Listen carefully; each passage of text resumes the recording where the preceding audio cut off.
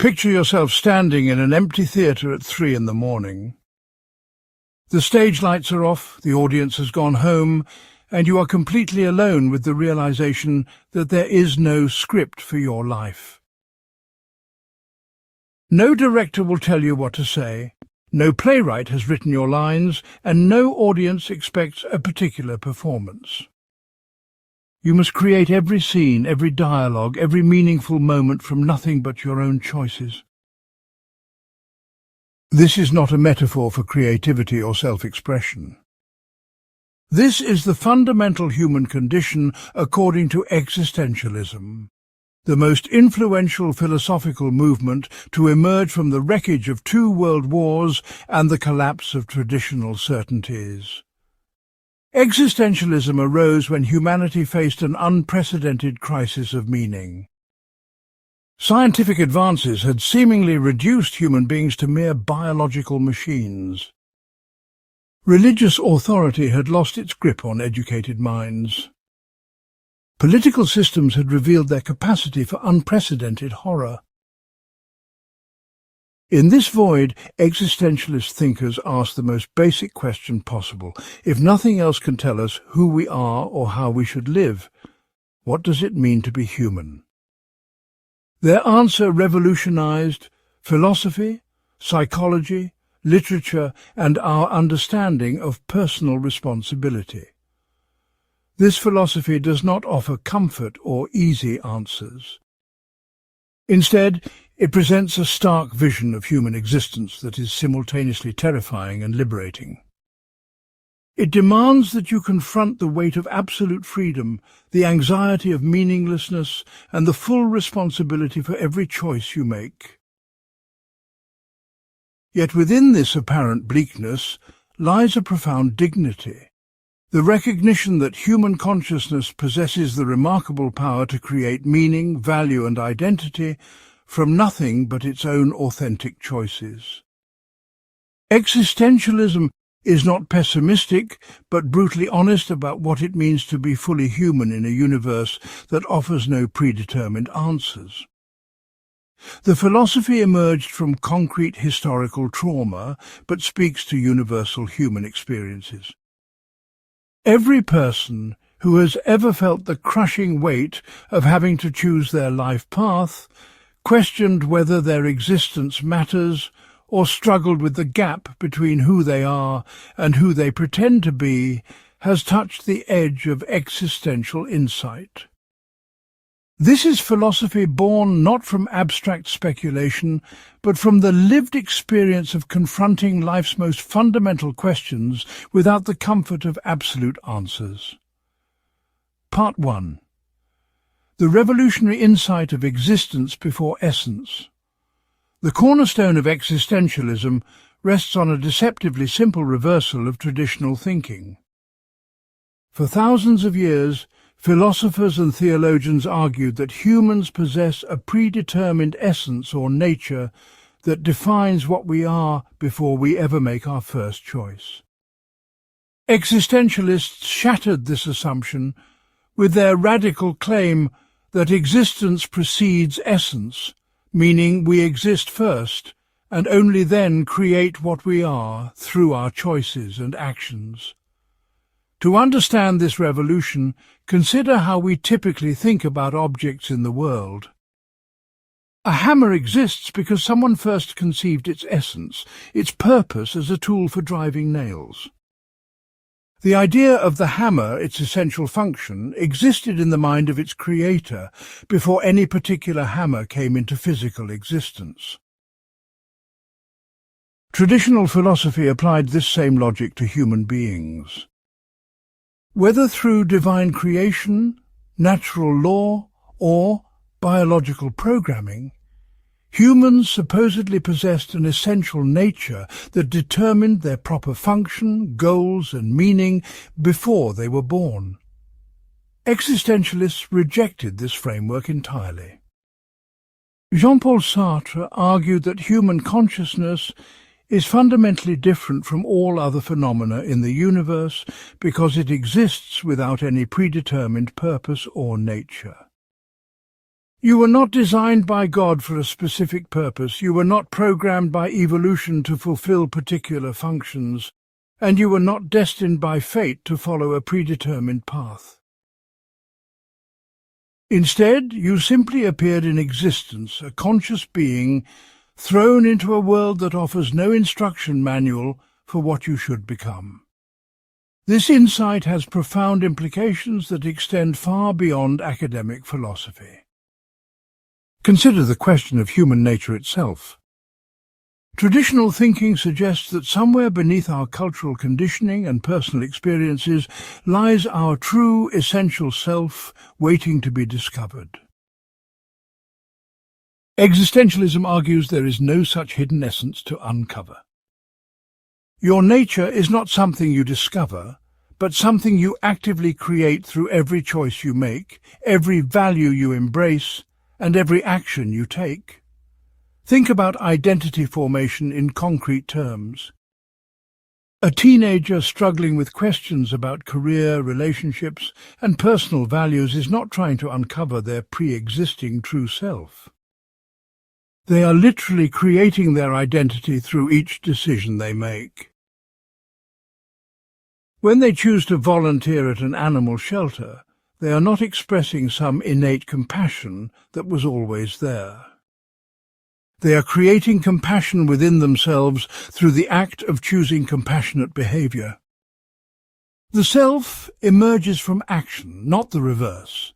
This applies equally to larger questions about human purpose and meaning. Religious traditions often claim that humans exist to worship God, serve others, or achieve salvation. Secular philosophies might argue that we exist to pursue happiness, knowledge, or social progress. Existentialists contend that humans exist for no predetermined reason at all. We simply find ourselves existing, conscious and free, with the capacity to create our own purposes through our choices and commitments. The psychological impact of this insight cannot be overstated.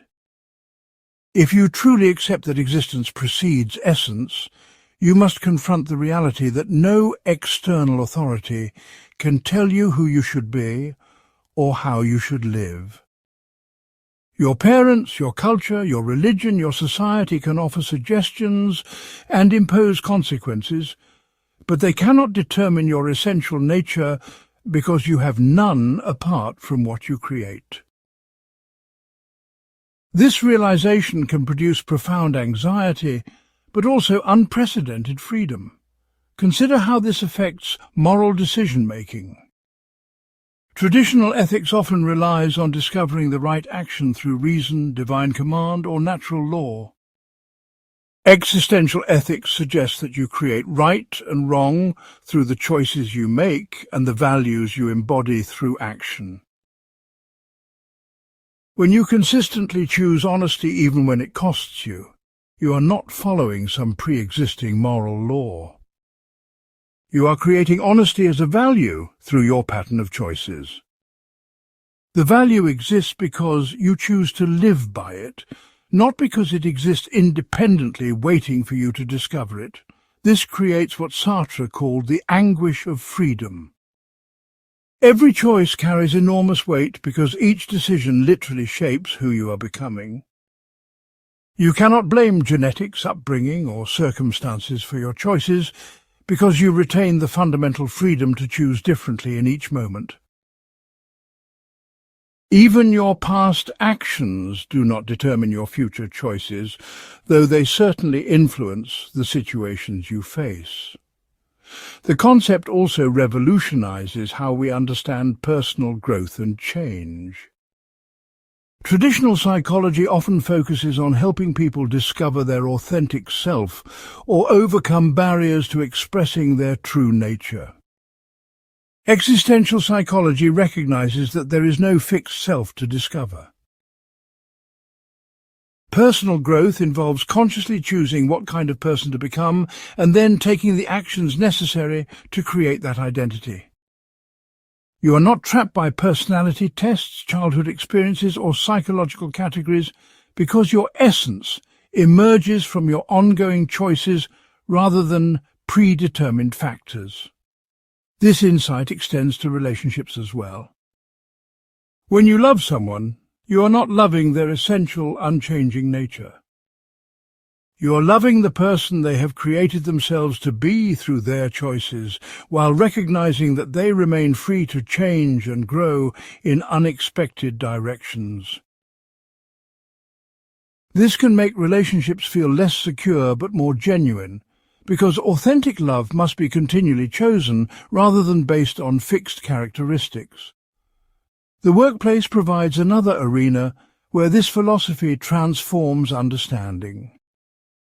Career counseling traditionally focuses on matching people to jobs that suit their natural talents and interests. An existential approach recognizes that you create your professional identity through the choices you make about what work to pursue and how to approach that work.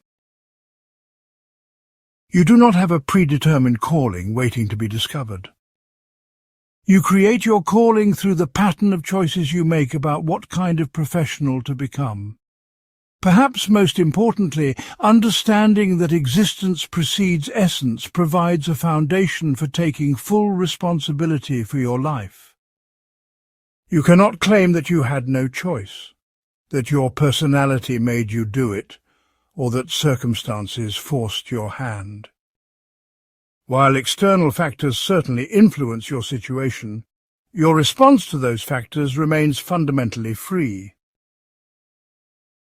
This responsibility can feel overwhelming, but it also represents the source of human dignity and the foundation for authentic living. The concept challenges therapeutic approaches that focus primarily on understanding the past or uncovering hidden aspects of personality. While these elements matter, existential therapy emphasizes the choices available in the present moment and the future identity being created through current decisions. Healing involves not just understanding what shaped you, but consciously choosing who to become moving forward. This revolutionary insight about existence and essence ultimately returns us to the fundamental question of what it means to be human. Rather than being creatures designed for specific purposes or programmed with particular natures, humans emerge as the unique beings who exist first, and then must create their own meaning, purpose, and identity through the ongoing process of choice and action. This is both the burden and the glory of human existence, the terrifying freedom to author our own lives in a universe that offers no predetermined script. Part 2, the terrifying weight of radical freedom. Freedom in existentialist thought bears no resemblance to the casual liberty celebrated in political slogans or consumer choices. This is not the freedom to choose between different brands of cereal or the right to vote for preferred candidates. Existential freedom is absolute, inescapable, and fundamentally terrifying, because it places the full weight of responsibility for your existence squarely on your own shoulders. Jean-Paul Sartre proclaimed that humans are condemned to be free, a phrase that captures the paradoxical nature of a freedom we never asked for but cannot escape. This condemnation to freedom begins with the simple fact that you did not choose to exist. No one consulted you about whether you wanted to be born into this particular family, culture, historical moment, or set of circumstances. Yet here you are, conscious and aware, forced to make countless decisions about who to become and how to live. Even the refusal to choose represents a choice with profound consequences for your identity and relationships. Consider the weight of this freedom in practical terms. When you wake up each morning, you face an almost infinite array of possibilities about how to spend your time, energy, and attention. You could quit your job, call an old friend, learn a new language, volunteer for a cause, or simply stay in bed. Each choice eliminates thousands of other possibilities and moves you toward becoming a particular kind of person. The responsibility for these choices cannot be delegated to parents, society, or even rational analysis, because ultimately you must choose which reasons to accept as compelling. This freedom extends far beyond individual lifestyle choices into the realm of values and meaning. Traditional societies provided clear frameworks for determining what mattered, what goals to pursue, and what constituted a life well lived. Modern existential freedom means you must choose not only what to do, but what to value, what to consider meaningful, and what principles to live by. No external authority can make these choices for you, because doing so would violate the fundamental nature of human consciousness as free and self-creating. The freedom becomes most apparent and most frightening in moments of major life transitions. Graduating from school, ending a relationship, facing a medical diagnosis, or losing a loved one strips away familiar routines and forces confrontation with the basic questions of existence. In these moments, the comfortable illusion that your life path was predetermined or inevitable crumbles, revealing the stark reality of your freedom to choose how to respond. Sartre illustrated this through his famous example of a man approaching a cliff. The man feels vertigo not just from the physical danger of falling, but from the recognition that nothing prevents him from choosing to jump. His freedom is so complete that even self-preservation becomes a choice rather than an automatic response. This recognition produces what Sartre called anguish, the emotional response to confronting the full scope of human freedom. The anguish of freedom manifests differently than ordinary fear or anxiety. When you fear a specific threat, like losing your job or ending a relationship, you can take concrete steps to address the danger. Existential anguish emerges from recognizing that your fundamental choices about identity, values, and meaning cannot be guaranteed or secured through external means. You must choose who to become without any assurance that your choices will lead to happiness, success, or fulfillment. This freedom creates what existentialists call the burden of choice. Every decision carries moral weight because it reflects and shapes who you are becoming. When you choose to lie to avoid conflict, you are not just solving a momentary problem, but creating yourself as someone who values peace over honesty in difficult situations. When you choose to confront uncomfortable truths, you create yourself as someone who values authenticity over comfort. These choices accumulate over time to form your identity. But each individual choice must be made without full knowledge of its long-term consequences. The workplace provides a clear example of how this freedom operates in daily life. You might claim that economic necessity forces you to remain in a job that conflicts with your values or stifles your growth. Existentialists would argue that you are freely choosing to prioritize financial security over other possible values like creativity, integrity, or personal growth. This choice is understandable and perhaps wise, but it remains a choice rather than an unavoidable necessity. Recognizing it as a choice opens the possibility of choosing differently if your priorities shift. Relationships reveal another dimension of radical freedom.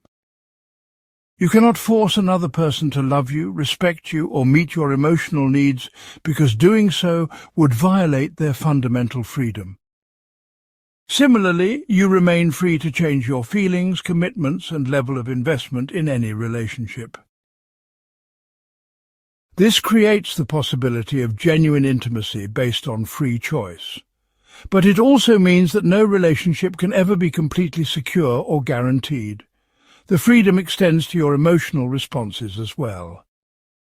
While you cannot directly control what you feel, you retain significant freedom in how you interpret, express, and act on your emotions. Someone who has experienced betrayal faces a choice about whether to become bitter and closed off, or to use the experience as an opportunity for growth and deeper understanding of human complexity. The emotion of hurt or anger may arise spontaneously, but the response to that emotion involves free choice. This radical freedom challenges therapeutic approaches that focus primarily on understanding past trauma or unconscious motivations. While these factors certainly influence current choices, existential therapy emphasizes that you remain free to choose how to respond to your history and unconscious patterns. Healing involves not just understanding what shaped you, but taking responsibility for who you choose to become moving forward. The concept of radical freedom also transforms how we understand moral responsibility.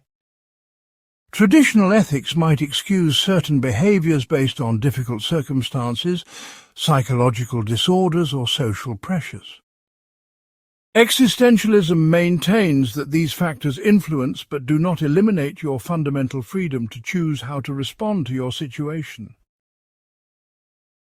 This places enormous responsibility on each individual, but also preserves human dignity by refusing to reduce people to the products of forces beyond their control. The freedom becomes particularly challenging when facing systemic oppression or severe constraints. Someone living in poverty, facing discrimination, or dealing with serious illness has dramatically fewer options than someone with wealth, privilege, and good health. Existentialists do not ignore these real constraints, but maintain that even within severe limitations, some degree of choice about attitude, response, and meaning remains possible. Viktor Frankl's experiences in Nazi concentration camps exemplified this principle, as he found ways to maintain inner freedom and create meaning even under the most dehumanizing conditions. The recognition of radical freedom can initially produce despair or paralysis as the full weight of responsibility becomes apparent. Every choice matters enormously because each decision shapes not only your immediate circumstances but your ongoing identity and character. Yet this same recognition can become a source of empowerment and dignity. If you are truly free to choose who to become, then no past mistake, current limitation, or external judgment can permanently define you. You retain the capacity to choose differently and begin creating a new identity through different actions and commitments. Understanding radical freedom ultimately requires accepting that existence involves constant choice without complete information, security, or guarantee of positive outcomes. This is the human condition, simultaneously terrifying and magnificent in its possibilities. The freedom that initially appears as a burden can transform into the foundation for authentic living and genuine self-creation. Part 3. The Nausea of Existence and Contingency. Existence itself possesses a quality that most people spend their lives trying to ignore or explain away. Jean-Paul Sartre captured this quality in his concept of nausea, the visceral recognition that existence is fundamentally contingent, unnecessary, and absurd. This is not the temporary nausea of physical illness, but a profound disorientation that emerges when you truly grasp that nothing in existence, including your own life, has any inherent justification or necessity. Everything that exists, including yourself, could just as easily not exist, and this recognition can produce a deep sense of unease and vertigo. Sartre illustrated this concept through his protagonist Antoine Roquentin in the novel Nausea, who experiences a moment of profound revelation while looking at a chestnut tree. Suddenly, The tree ceases to be simply a familiar object in his environment and reveals itself as a brute fact of existence with no reason for being. It is not beautiful, useful, or meaningful in any inherent sense. It simply exists, and this existence strikes him as fundamentally absurd and overwhelming. This moment represents the philosophical insight that existence precedes essence, extended to its logical conclusion. Nothing exists for a reason. Everything simply is. This contingency extends beyond individual objects to encompass all of reality. The laws of physics, the structure of society, your personal history, and even your own consciousness could have been completely different or might never have existed at all. There is nothing necessary or inevitable about the particular configuration of reality you inhabit. This recognition can produce what Sartre called nausea, a feeling of being overwhelmed by the sheer arbitrariness and groundlessness of existence. Consider how this insight affects your daily experience of familiar objects and routines. A coffee cup sitting on your desk typically appears as a simple, useful object for containing beverages. But if you truly contemplate its existence, it becomes strange and arbitrary. Why should there be such things as coffee cups? Why should humans have developed the practice of drinking hot liquids from ceramic containers? Why should ceramics exist at all? These questions reveal the fundamental contingency underlying even the most mundane aspects of experience. The nausea of existence becomes most acute when the usual meaning-making systems break down. During periods of depression, grief, or major life transitions, the activities and relationships that normally provide structure and purpose can suddenly appear arbitrary and meaningless. Going to work, maintaining friendships, pursuing goals, all the activities that typically feel important and necessary can reveal themselves as optional and contingent arrangements that could be completely different. This recognition challenges the human tendency to create explanatory narratives that make existence feel necessary and meaningful. People often construct elaborate justifications for why their life unfolded as it did, why they made particular choices, or why certain events were meant to happen. The experience of nausea cuts through these comfortable stories and exposes their arbitrary nature. Your life could have gone in countless different directions, and there is nothing inherently special or necessary about the particular path you have followed. The contingency of existence also affects how you understand your own identity and characteristics. The personality traits, interests, values and preferences that feel like essential aspects of who you are actually represent contingent outcomes of countless arbitrary factors. If you'd been born in a different time period, culture, or family situation, you would likely have developed completely different characteristics while still feeling that these alternative traits represented your true self. This insight can produce profound disorientation because it undermines the sense that your life has a coherent narrative or inevitable trajectory. Instead of being the protagonist of a meaningful story, you begin to see yourself as a random collection of contingent characteristics navigating an equally arbitrary world. This realization can initially feel destabilizing and depressing, leading some people to retreat into various forms of denial or distraction. The nausea of existence also reveals the inadequacy of traditional sources of meaning and comfort. Religious explanations that place existence within a divine plan, or secular philosophies that ground meaning in progress, reason or human nature, all appear as arbitrary constructions when viewed from this perspective. None of these systems can eliminate the fundamental contingency of existence, They can only provide temporary relief from confronting it directly. However, Sartre and other existentialists did not view this recognition as purely negative or destructive. The nausea of existence, while initially disturbing, can serve as a clearing away of false comforts that open space for more authentic engagement with life.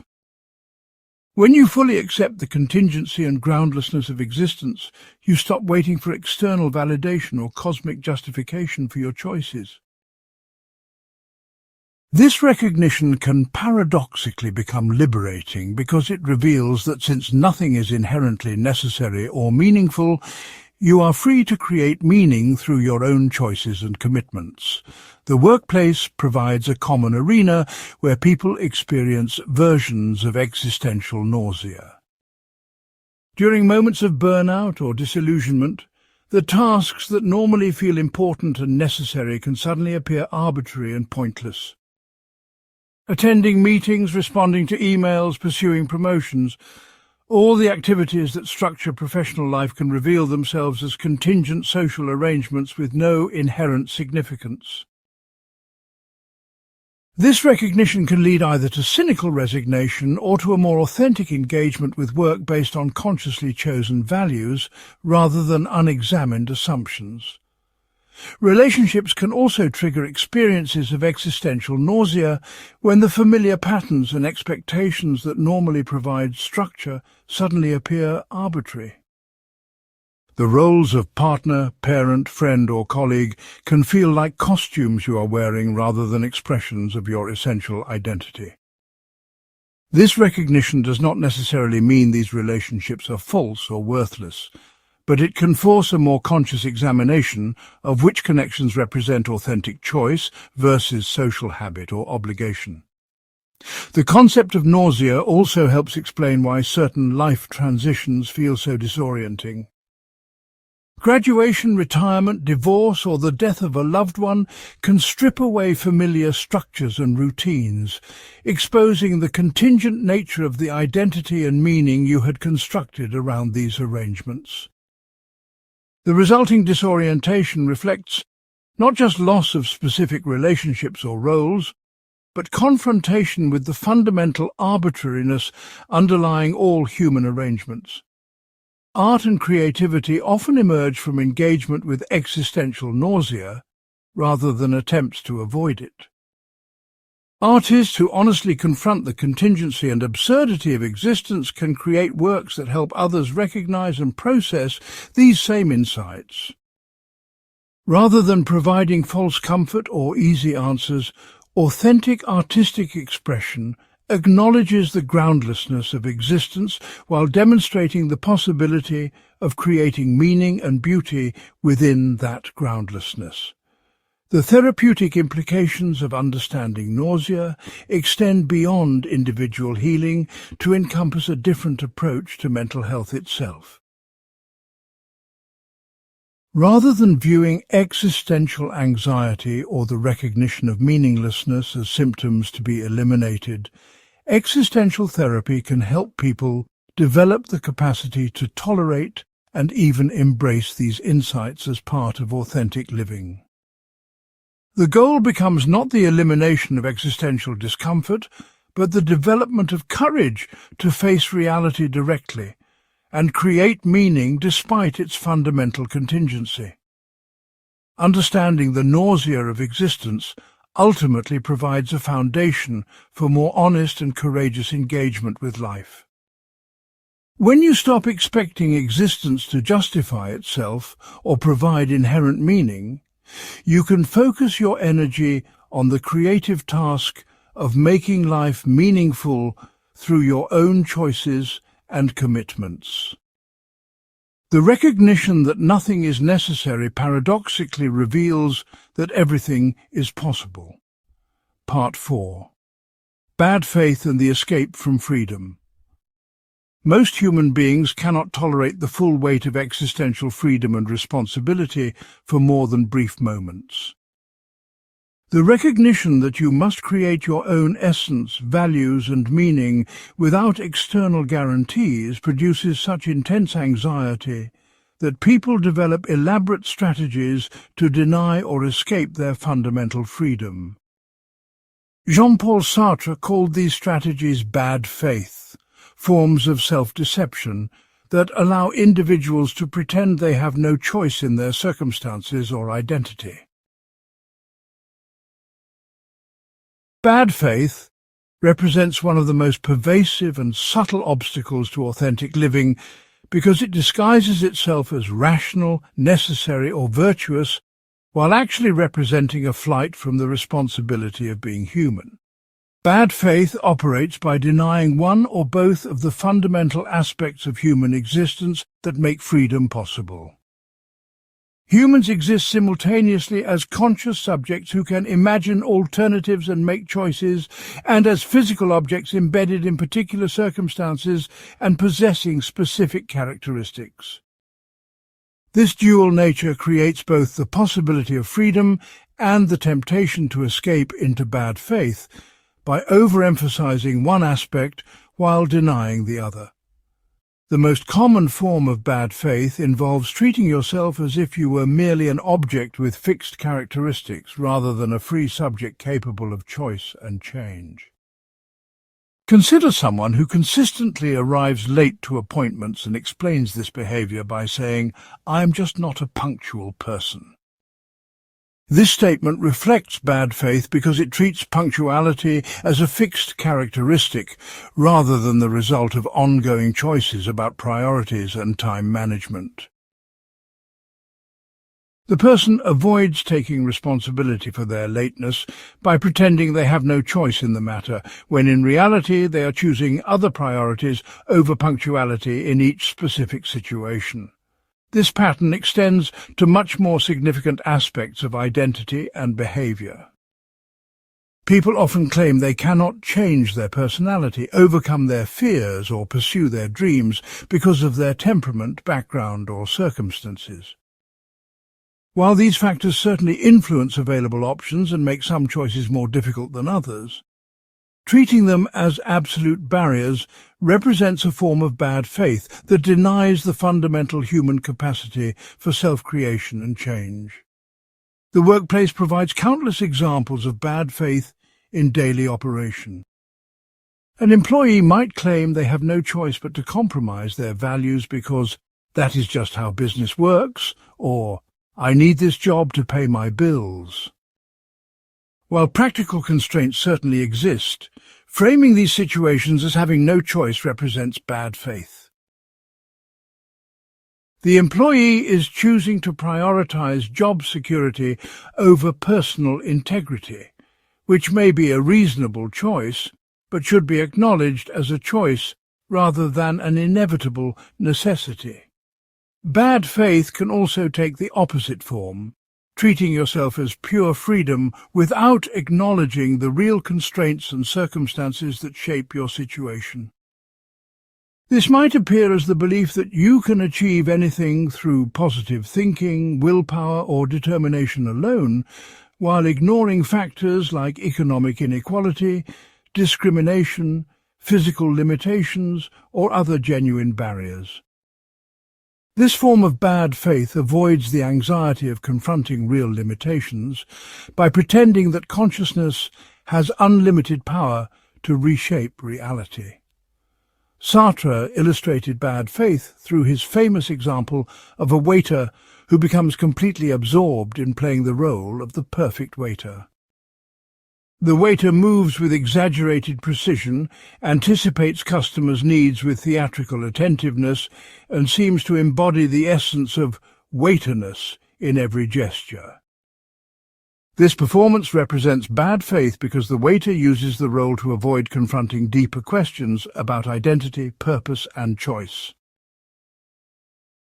By becoming completely identified with the social role, the waiter escapes the anxiety of having to choose who to be beyond the predetermined script that society provides. This pattern appears throughout social life as people lose themselves in roles like parent, professional, spouse, or citizen. While these roles provide valuable structure and meaning, they become expressions of bad faith when used to avoid the ongoing responsibility of consciously choosing how to interpret and embody these roles. A parent who claims they have no choice but to sacrifice all personal interests, because that is what good parents do, may be using the parental role to escape the anxiety of balancing competing values and responsibilities. Bad faith often disguises itself as virtue, responsibility, or selflessness. Someone might remain in an unhappy marriage, claiming they are staying for the children, when they are actually choosing to avoid the difficulty and uncertainty of creating a different life. Similarly, people might avoid pursuing meaningful goals by claiming they are being realistic or responsible, when they are actually choosing security over the risk of authentic self-creation. The phenomenon of bad faith helps explain why many therapeutic approaches focus on helping people recognize their capacity for choice in situations where they feel trapped or powerless. Depression and anxiety often involve forms of bad faith, where individuals convince themselves they have no options or that their current situation is inevitable. Recovery frequently requires recognizing the ways in which apparent helplessness actually represents unconscious choices about what to attempt, what risks to take, and what possibilities to pursue. Bad faith can also appear in relationships when people use romantic love as an escape from the responsibility of self-creation. Someone might lose themselves completely in a romantic relationship, deriving all sense of identity and worth from their partner's approval and affection.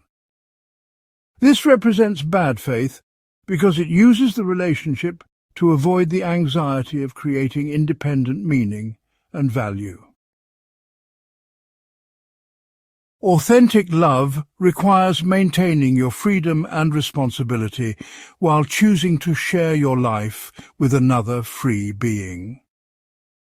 Consumer culture provides numerous opportunities for bad faith by offering identity through purchasing decisions and lifestyle choices. People might convince themselves that buying particular products, following certain trends, or adopting specific aesthetic choices expresses their authentic self when these behaviors actually represent conformity to external expectations and the avoidance of deeper self-examination. The marketplace promises ready-made identities that eliminate the anxiety of self-creation, but ultimately represent sophisticated forms of bad faith. Political and ideological commitment can also become forms of bad faith when used to avoid individual responsibility for moral reasoning and choice. Someone might adopt a political ideology or religious belief system and then claim they have no choice but to follow its dictates in specific situations. While these frameworks can provide valuable guidance, treating them as absolute authorities that eliminate the need for personal judgment represents a flight from freedom into bad faith. The recognition of bad faith creates a therapeutic and philosophical challenge because complete authenticity appears impossible to maintain consistently. Everyone engages in forms of self-deception and relies on social roles, routines, and belief systems that reduce the overwhelming nature of constant choice. The goal is not to eliminate all forms of bad faith, but to recognize when these patterns prevent growth, authentic relationships, or meaningful engagement with life's challenges. Overcoming bad faith requires developing tolerance for the anxiety and uncertainty that accompany authentic choice. This involves regularly examining your motivations, questioning your assumptions about what you must do, and taking responsibility for the values you express through your actions rather than the values you claim to hold in theory. It means recognizing that even your deepest convictions and commitments represent ongoing choices that must be renewed rather than fixed characteristics that define you permanently. The concept of bad faith ultimately serves as a diagnostic tool for recognizing when you are avoiding the fundamental responsibility of human existence. By understanding the various forms that bad faith can take, you can develop greater awareness of your own patterns of self-deception and begin the challenging work of living more authentically, despite the anxiety this authenticity inevitably produces.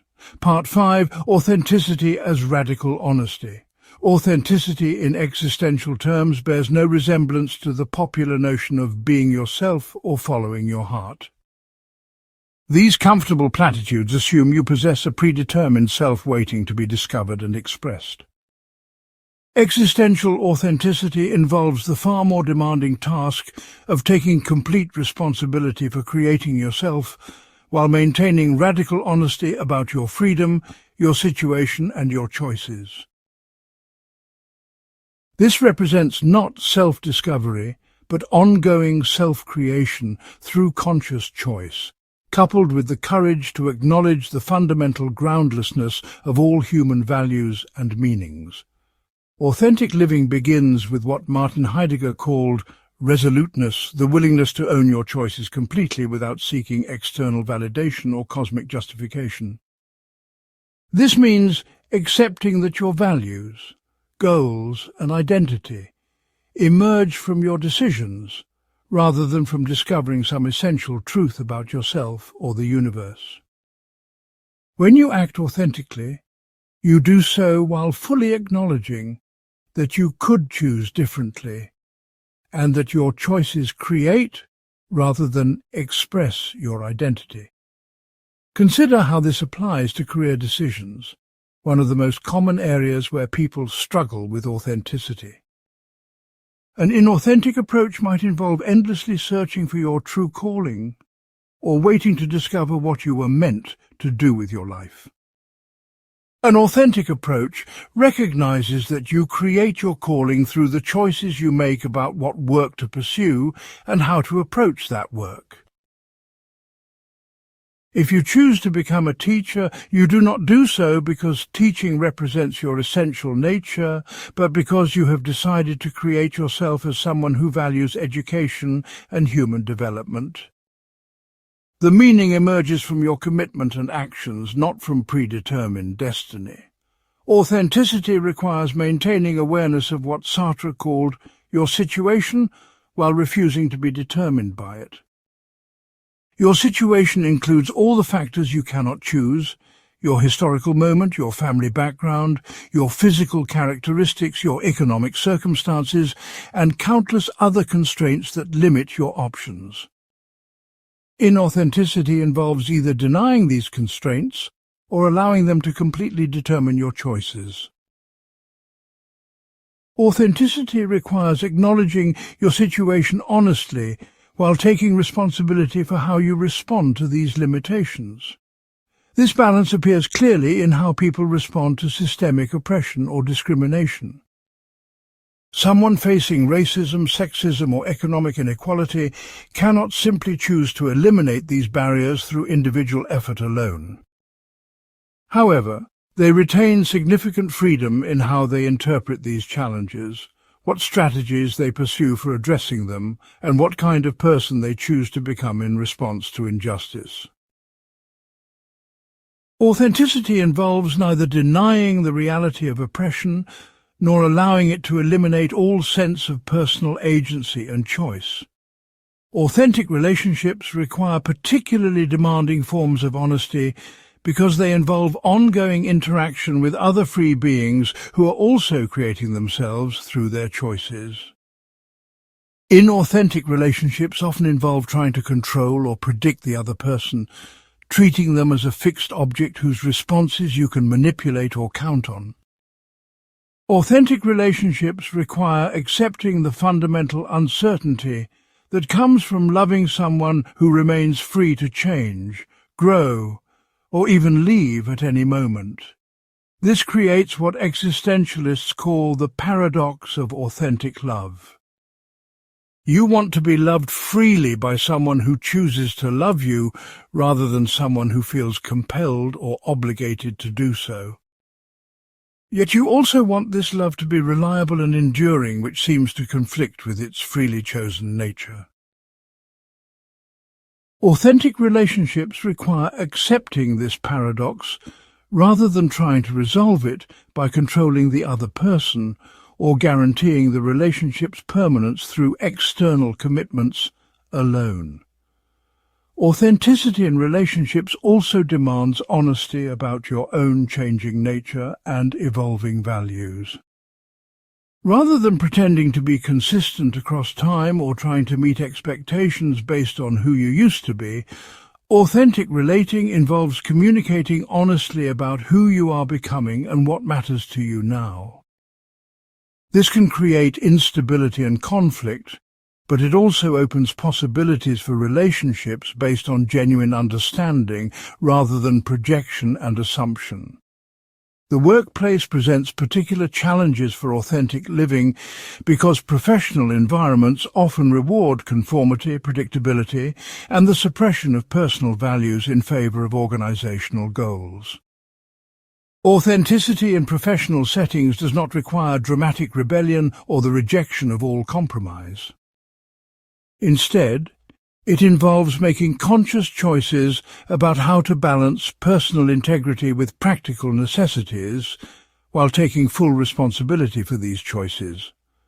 An authentic professional might choose to remain in a job that requires some compromise of their values, while clearly acknowledging this as a choice and working to minimize the areas of conflict.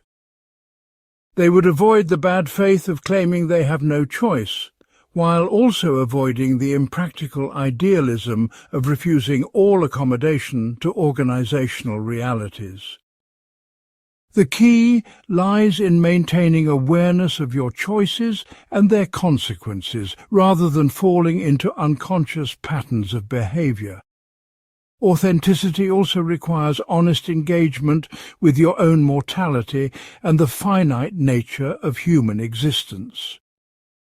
This involves neither obsessing over death nor avoiding all thought of your eventual demise, but rather allowing awareness of finitude to inform your priorities and choices. When you truly accept that your time is limited and that no achievement or relationship will last forever, you can focus more clearly on what deserves your finite attention and energy. This temporal awareness transforms how you approach both success and failure. Neither achievements nor setbacks carry ultimate cosmic significance because both occur within the context of a brief human life that will eventually end. This recognition can reduce both the anxiety of potential failure and the inflation that comes with success, allowing for more measured and authentic responses to life's inevitable ups and downs.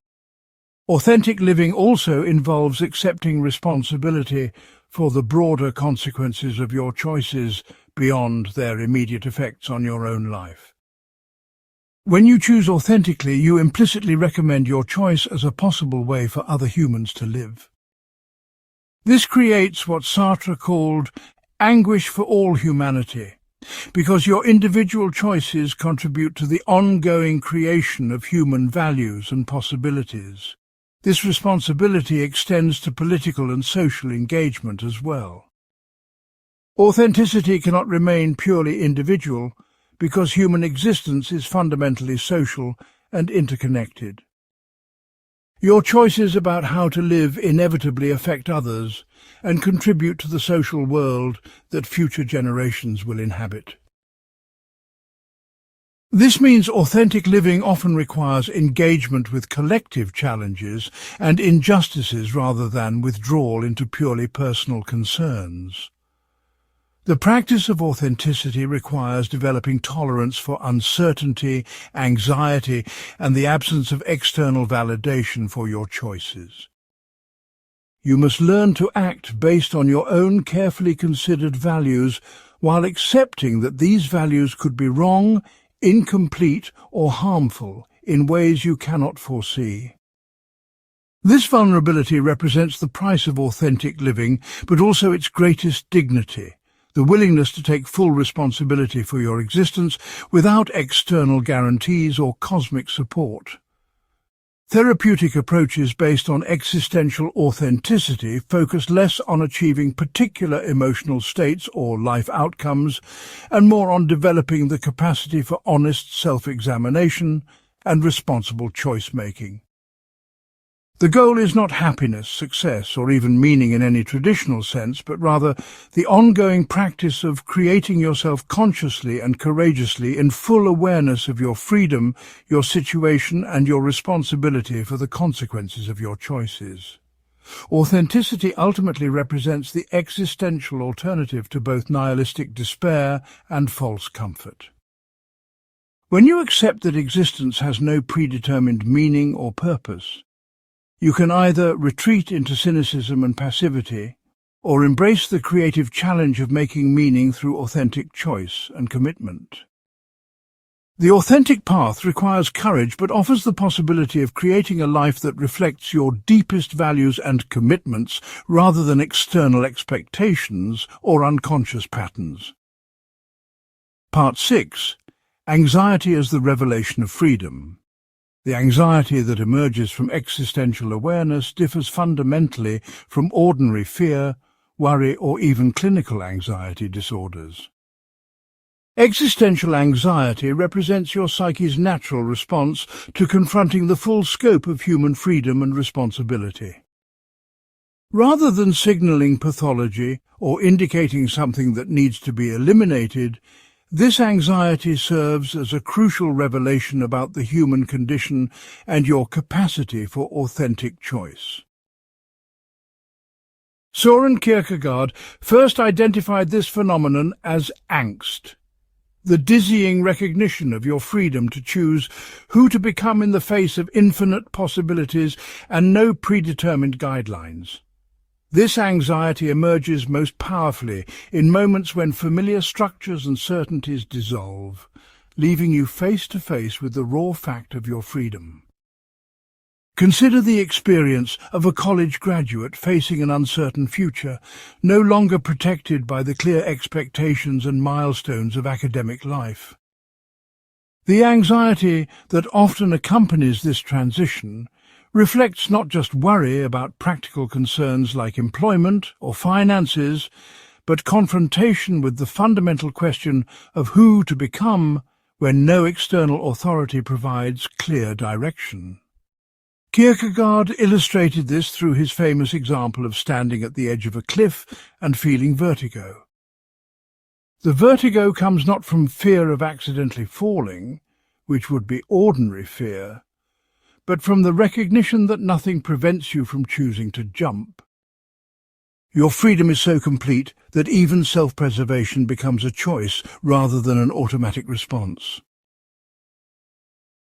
This recognition produces what he called the dizziness of freedom, the overwhelming awareness of your capacity to choose in ways that could completely transform or even end your existence. The anxiety reveals itself differently across various life domains, but always points toward the same fundamental recognition of freedom and responsibility.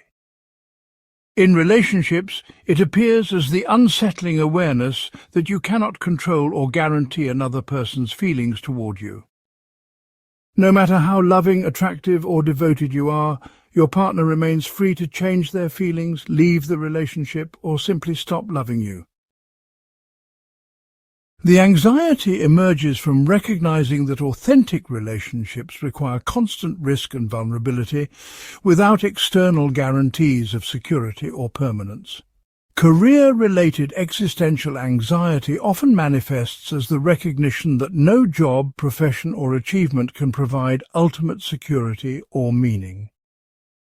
Even the most successful career trajectory could be disrupted by economic changes, technological advancement, or personal health issues.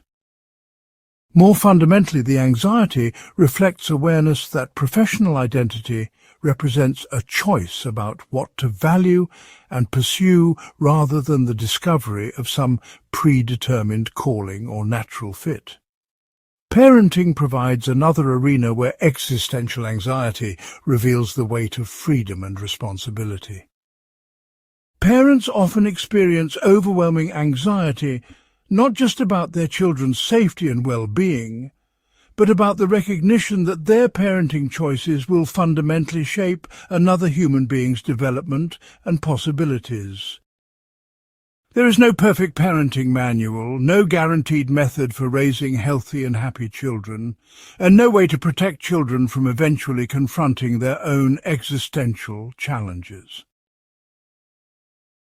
The anxiety reflects the awesome responsibility of influencing another person's development while recognizing the limitations of that influence and the uncertainty of outcomes.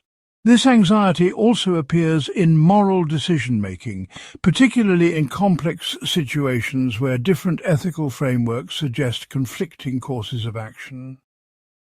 When facing choices about end-of-life care for a loved one, whistleblowing about organizational misconduct, or balancing competing family obligations, the anxiety often reflects recognition that you must choose without perfect information or guaranteed outcomes.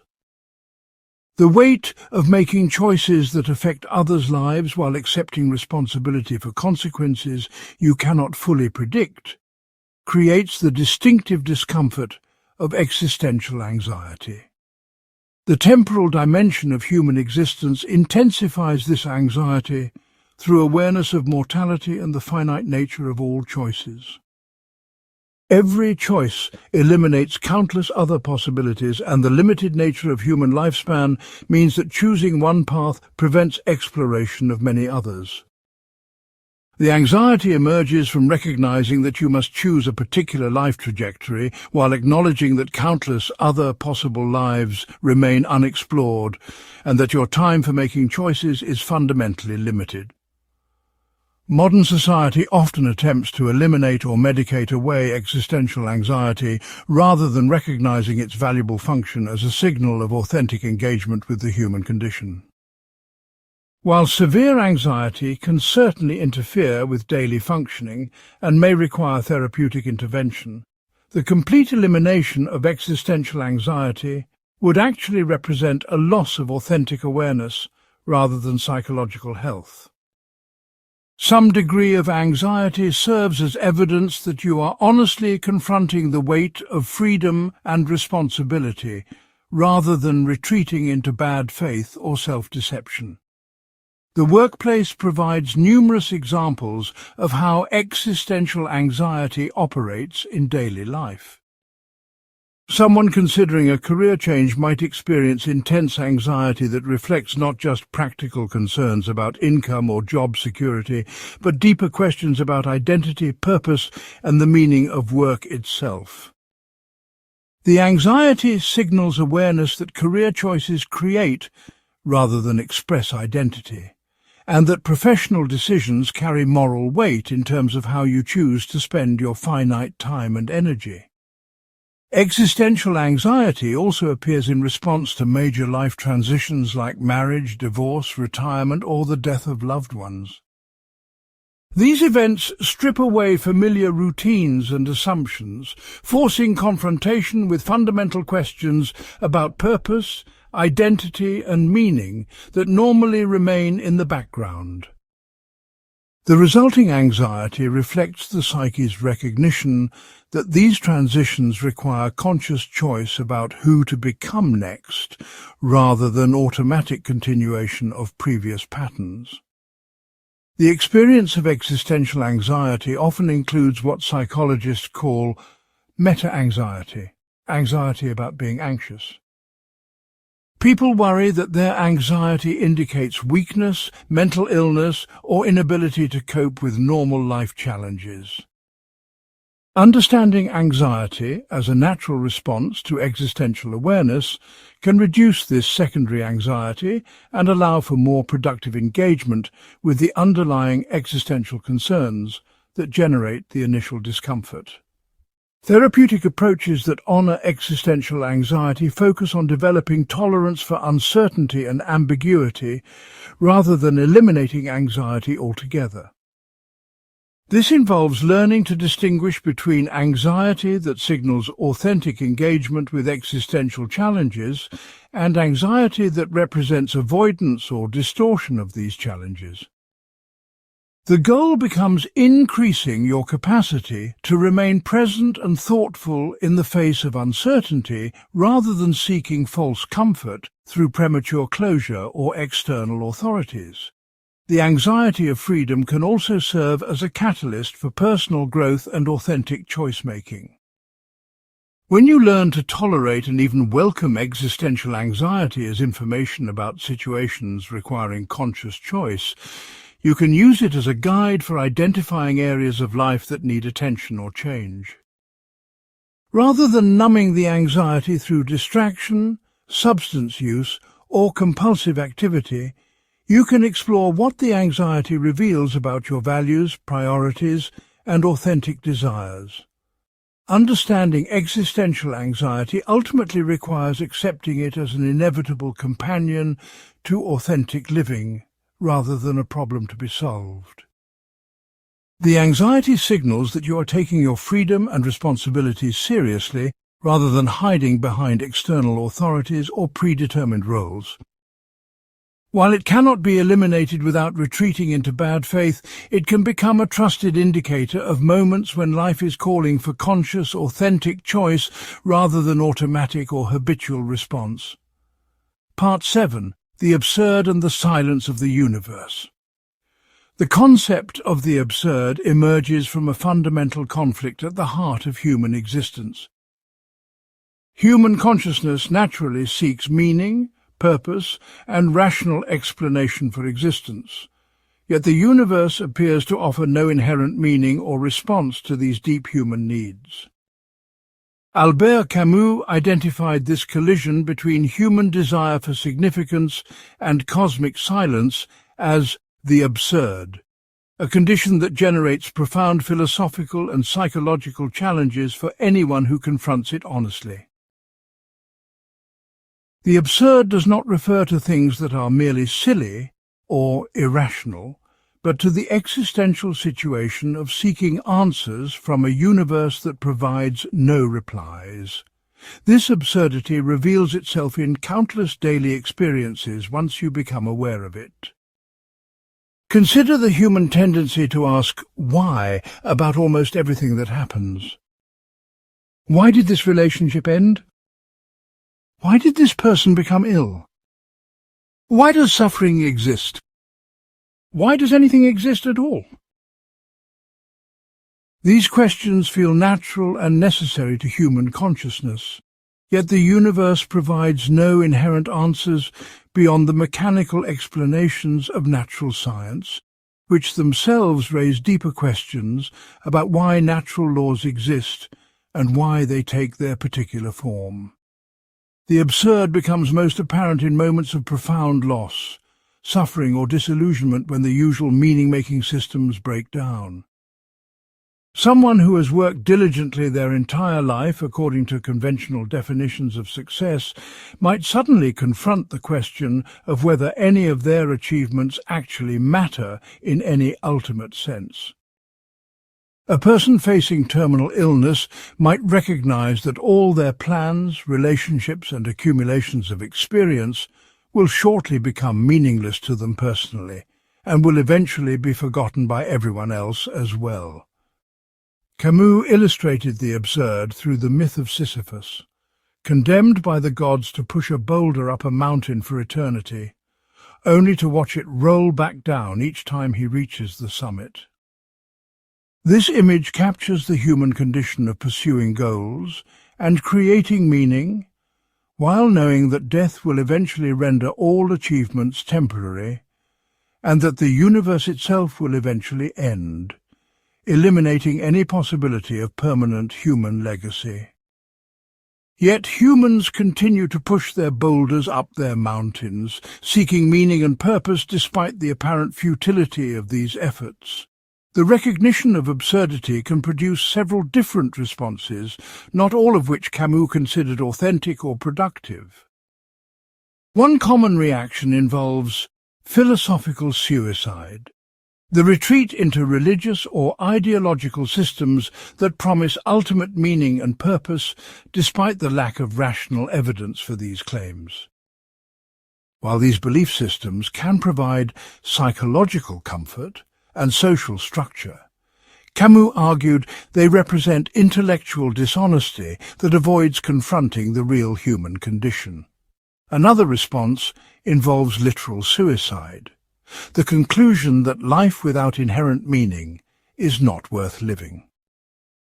Camus famously declared that suicide represents the only truly serious philosophical problem because it forces the question of whether life is worth living in the absence of cosmic purpose or guarantee of ultimate significance. He rejected suicide as a solution because it represents surrender to absurdity rather than authentic engagement with the human condition. Instead, Camus advocated for what he called revolt, the decision to continue living and creating meaning despite full recognition of absurdity. This revolt does not involve trying to overcome or resolve the absurd, but rather accepting it as the permanent condition of human existence while refusing to be defeated by it. The revolt includes maintaining human values like justice, beauty and compassion, not because they reflect cosmic truth, but because they represent authentic human responses to existence. This approach transforms how you understand the pursuit of goals and the creation of meaning in daily life. Rather than seeking activities that provide ultimate cosmic significance, you can focus on what brings immediate satisfaction, contributes to human flourishing, or expresses your authentic values and commitments. The meaning emerges from the quality of engagement and choice rather than from any external validation or permanent achievement. Consider how this applies to career and professional life. Traditional approaches often seek work that provides a sense of ultimate purpose or contribution to some greater cause. An absurdist approach might focus instead on work that allows for authentic expression of your values, provides opportunities for skill development and human connection, or simply offers sufficient resources to support the other activities you find meaningful. The work becomes valuable for what it allows you to experience and contribute in the present, rather than for any ultimate cosmic significance. Relationships take on different meaning when viewed through the lens of absurdity. Rather than seeking partnerships that promise eternal love or complete understanding, you might focus on connections that provide genuine intimacy, mutual support, and shared exploration of life's possibilities while accepting their temporary nature. The relationship becomes valuable for what it offers in the present, rather than for any guarantee of permanence or ultimate significance. The absurd also affects how you understand moral responsibility and ethical choice. Without cosmic backing for moral principles, ethical behavior cannot be justified through appeal to divine command, natural law, or universal reason.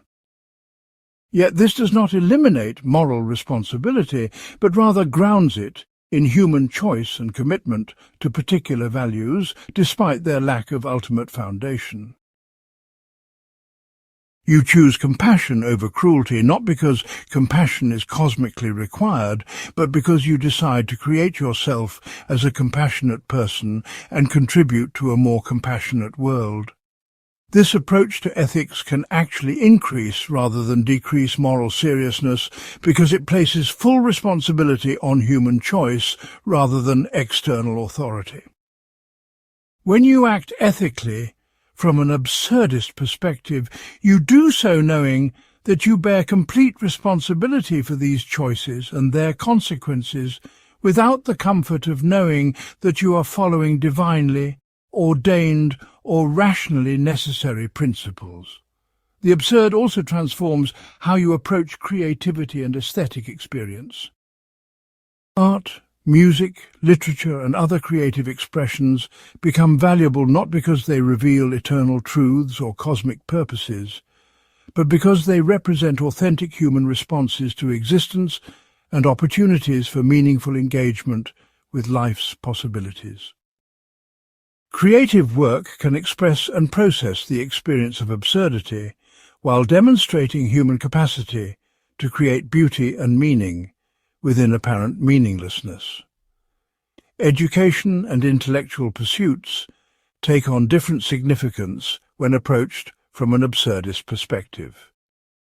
Learning becomes valuable for the immediate satisfaction of curiosity, the development of human capabilities, and the enhancement of life's possibilities rather than for discovering ultimate truth or fulfilling predetermined purposes. Knowledge represents a form of revolt against ignorance and limitation, rather than progress towards some final understanding of reality. The concept of the absurd also provides a framework for understanding and coping with suffering, disappointment, and failure. Rather than seeking explanations for why bad things happen or trying to find silver linings in every difficulty, you can accept suffering as part of the absurd human condition while focusing on how to respond authentically and constructively. This approach can reduce the additional suffering that comes from demanding that life make sense or that difficulties serve some larger purpose. Living with awareness of the absurd requires developing what Camus called lucid indifference to ultimate questions while maintaining passionate engagement with immediate human concerns. This involves accepting that existence provides no final answers while refusing to let this recognition lead to cynicism or disengagement. The goal is to live fully and authentically within the absurd condition rather than seeking escape through false certainties or nihilistic resignation. Understanding the absurd ultimately provides a foundation for what Camus considered genuine freedom. When you stop seeking cosmic validation for your choices and instead focus on creating meaning through authentic engagement with life's possibilities, you become free to pursue what genuinely matters to you rather than what you think should matter based on external authorities or rational systems. The silence of the universe becomes not a source of despair, but an invitation to speak with your own voice. Part 8. Being toward death and the urgency of finitude. Death represents the ultimate horizon against which all human choices gain their meaning and urgency. Martin Heidegger's concept of being toward death reveals that awareness of mortality is not simply one concern among many, but the fundamental backdrop that gives significance to every decision, relationship, and moment of existence. This awareness does not involve morbid obsession with dying, but rather the recognition that life's finite nature is what makes choices matter and time precious.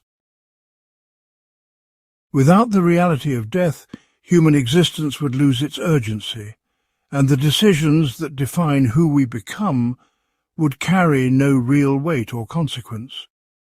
Most people spend enormous energy avoiding direct confrontation with their mortality through various forms of denial, distraction, and symbolic immortality projects. They pursue careers, relationships, achievements, and legacies, partly as ways of avoiding the anxiety that comes from fully accepting life's temporary nature. Heidegger argued that this avoidance represents a fundamental form of inauthenticity because it prevents engagement with one of the most basic facts of human existence. Only by accepting mortality directly can you begin to make choices based on what genuinely matters, rather than on unconscious attempts to deny or overcome death.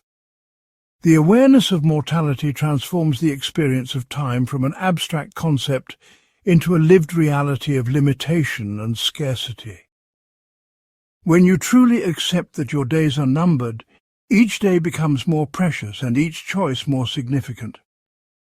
This does not necessarily mean living with constant urgency or anxiety, but rather making decisions with clearer awareness of what deserves your finite attention and energy. The question shifts from, "What should I do with my unlimited future?" to "What is worth doing with the limited time I actually have?" Consider how this awareness might affect career choices and professional development. Rather than pursuing advancement, income or status based on abstract notions of success, you might focus more clearly on work that provides genuine satisfaction, contributes meaningfully to others' lives, or allows for authentic expression of your values and capabilities. The recognition that your working years are limited can clarify which professional compromises are acceptable and which represent unacceptable sacrifices of your finite time and energy. Relationships take on different meaning when approached with full awareness of their temporary nature. Rather than taking loved ones for granted or postponing important conversations and expressions of care, the recognition that all relationships will eventually end through death can inspire more intentional and authentic connection. This does not mean living in constant grief for future losses, but rather appreciating present relationships more fully while they exist. The temporary nature of connection can make it more rather than less precious when approached with courage rather than denial. The awareness of mortality also affects how you understand conflict and forgiveness in relationships. Petty disagreements and grudges often lose their grip when viewed against the backdrop of life's brevity. If you knew that you or someone you care about had only a short time left, many of the issues that normally consume emotional energy would appear trivial and unworthy of sustained attention. This perspective can provide guidance for choosing which conflicts deserve engagement and which represent wasteful distractions from more meaningful connection. Heidegger distinguished between authentic and inauthentic relationships to death. Inauthentic approaches treat death as something that happens to other people, something far in the future, or something that can be avoided through medical advances, healthy living, or positive thinking. These approaches allow people to maintain the illusion that they have unlimited time and that their choices carry no ultimate consequences. Authentic being toward death involves accepting mortality as your own inevitable reality that could occur at any moment and that definitively limits all your possibilities and projects. This acceptance can initially produce what existentialists call death anxiety, but this anxiety serves important functions in clarifying values and priorities. When you truly confront the reality that your time is limited and could end unpredictably, superficial concerns and artificial priorities often fall away, revealing what genuinely matters to you. The anxiety of mortality can become a clarifying force that helps distinguish between authentic desires and socially imposed expectations. The workplace provides numerous examples of how mortality awareness can transform professional engagement. Someone approaching retirement often experiences a shift in perspective that allows them to focus more clearly on meaningful contributions rather than political maneuvering or status-seeking. Similarly, people who have faced serious health scares often report that the experience helped them identify which aspects of their work truly mattered, and which represented meaningless busy work or ego gratification. Death awareness also affects how you approach personal growth and self-development. Rather than treating self-improvement As an endless project with unlimited time for completion, the recognition of mortality can inspire focus on the most important areas for growth, while accepting that you will never achieve perfection or complete all possible development. This can reduce perfectionism and procrastination while increasing engagement with meaningful learning and change. The question becomes not how can I become perfect, but how do I want to grow within my limited time? The awareness of finitude transforms how you understand legacy and the impact of your choices on future generations. Rather than seeking immortality through fame, wealth, or achievement, you might focus on contributions that reflect your authentic values, while accepting that even these contributions will eventually be forgotten. This can paradoxically free you to make choices based on present meaning rather than future recognition or permanence. Parenting takes on different dimensions when approached with full awareness of mortality. The recognition that your time with your children is limited can inspire more intentional presence and authentic relationship, while also accepting that you cannot protect them from eventually confronting their own mortality and existential challenges. This can reduce anxiety about perfect parenting while increasing focus on modeling authentic living and providing emotional resources for their own existential journey. The concept of being toward death also provides perspective on success and failure in various life domains. Both achievements and setbacks appear temporary when viewed against the backdrop of mortality, which can reduce both excessive pride in success and devastating disappointment in failure. This doesn't mean that outcomes do not matter, but rather that they matter within the context of a finite life rather than as permanent cosmic achievements or disasters. Creative expression and artistic pursuits often gain urgency and authenticity when approached with awareness of mortality. The recognition that your creative time is limited can inspire focus on work that genuinely expresses your perspective and values rather than work designed primarily for external approval or commercial success. The temporary nature of all creative work can paradoxically make it more meaningful by emphasizing the present experience of creation rather than future permanence. Understanding being toward death ultimately provides a foundation for what existentialists call authentic temporality, a way of experiencing time that honors both the finite nature of existence and the ongoing possibilities available within those limits. This involves living with awareness that every moment is irreplaceable while maintaining engagement with future possibilities and appreciation for past experiences. The goal is not to eliminate death anxiety, but to use that anxiety as information about what deserves your precious and limited attention. This awareness can transform daily life by providing a consistent reference point for evaluating choices and priorities. Rather than getting lost in immediate pressures or social expectations, you can regularly ask yourself what choices align with your values and desires when viewed against the backdrop of your finite existence. This practice can serve as an antidote to both trivial distractions and overwhelming complexity by returning focus to what matters most within the limited time available. Part 9. The Other and the Challenge of Intersubjectivity. The existence of other conscious beings presents one of the most complex challenges in existential philosophy. If each person is fundamentally free to create their own essence and meaning, how do we understand genuine relationships between these self-creating beings? Jean-Paul Sartre explored this challenge through his analysis of the look and his famous declaration that hell is other people, revealing how the presence of others can simultaneously threaten and enrich authentic existence.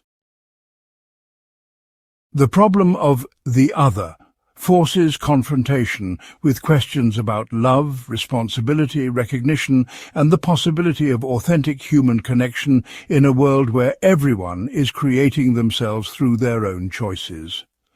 Sartre's concept of the look illustrates how other people can transform your self-understanding in ways that feel both invasive and revelatory. Consider the experience of doing something embarrassing while alone versus being observed by another person. When alone, you might trip over furniture, sing off-key, or make mistakes without experiencing shame or self-consciousness. The moment another person observes you, however, you suddenly see yourself through their eyes and experience shame, embarrassment, or the desire to control their impression of you. This transformation reveals how others have the power to turn you into an object of their perception, while simultaneously making you aware of yourself as a subject who exists for others. This dynamic creates what Sartre called being for others, a fundamental dimension of human existence that cannot be avoided or eliminated. Your identity partially depends on how others see you, respond to you, and treat you, yet you cannot control their perceptions or guarantee their understanding. This creates ongoing tension between your experience of yourself as a free subject, creating your own meaning, and your awareness of yourself as an object in other people's consciousness. The challenge involves maintaining authentic self-creation while engaging meaningfully with others who are simultaneously subjects for themselves and objects in your own consciousness.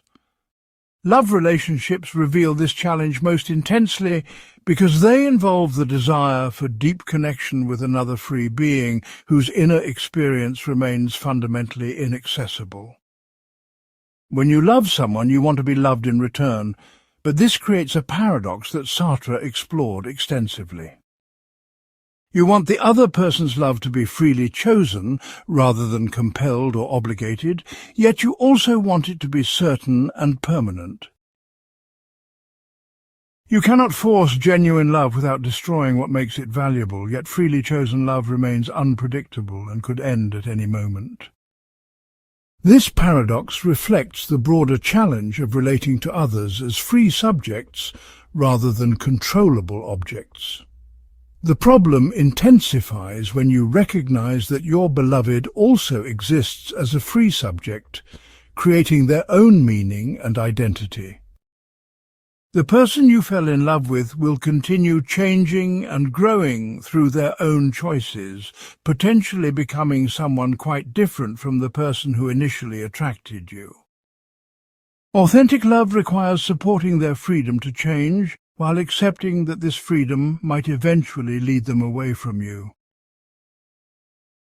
This creates what existentialists call the impossible project of love, the desire to possess another person's freedom while preserving what makes them worth loving. Sartre initially took a pessimistic view of human relationships, suggesting that people inevitably try to control or possess each other rather than relating as free subjects. His partner Simone de Beauvoir offered a more optimistic perspective, arguing that authentic relationships can enhance rather than threaten individual freedom. She suggested that when two people recognize and support each other's fundamental freedom, they can create shared meanings and projects without falling into the trap of treating each other as objects to be controlled or possessed. This more optimistic view requires what might be called radical acceptance of the other person's freedom and unpredictability. Rather than seeking security through controlling or predicting your partner's responses, authentic relationship involves continuously choosing to engage with them as they are in the present moment, while accepting that they remain free to change, grow, or leave. This approach can create deeper intimacy because it requires ongoing choice rather than assumption or obligation. The workplace provides numerous examples of how the challenge of relating to others as subjects rather than objects affects daily life. Management approaches that treat employees primarily as resources to be optimized or controlled fail to recognize their fundamental nature as free subjects creating their own meaning through work. More effective leadership often involves recognizing employees' capacity for growth, change, and authentic contribution while providing structures that support rather than eliminate their fundamental freedom and creativity. Parenting presents particularly complex challenges related to the other, because it involves relationship with developing beings who are gradually discovering and exercising their own freedom. Parents must provide guidance, structure and support while gradually recognizing their children's emerging capacity for independent choice and self-creation. This requires a delicate balance between necessary protection and control during early development and increasing respect for the child's autonomy as they mature. Authentic parenting involves preparing children for their own existential challenges rather than trying to control their future choices or protect them from all difficulty and uncertainty. The political dimensions of relating to others as subjects become apparent when considering issues of justice, equality, and social organization. Political systems that treat people primarily as objects to be managed, controlled, or optimized fail to respect their fundamental nature as free beings capable of creating their own meaning and contributing to collective life. More authentic political approaches might focus on creating conditions that support everyone's capacity for authentic choice, while recognizing that genuine democracy requires ongoing negotiation between free subjects rather than control by authorities. The challenge of the other also affects how we understand empathy and emotional connection. Traditional approaches to empathy often involve trying to put yourself in another person's shoes or imagine how you would feel in their situation. Existential approaches recognize that other people's inner experience remains fundamentally inaccessible and that they may respond to similar situations in completely different ways based on their own freedom and self-creation. Authentic empathy might involve accepting this mystery while offering support for whatever the other person is actually experiencing rather than what you assume they must be experiencing. Therapeutic relationships provide another arena where the challenge of the other becomes apparent. Effective therapy often involves the therapist's ability to relate to clients as capable subjects rather than broken objects to be fixed.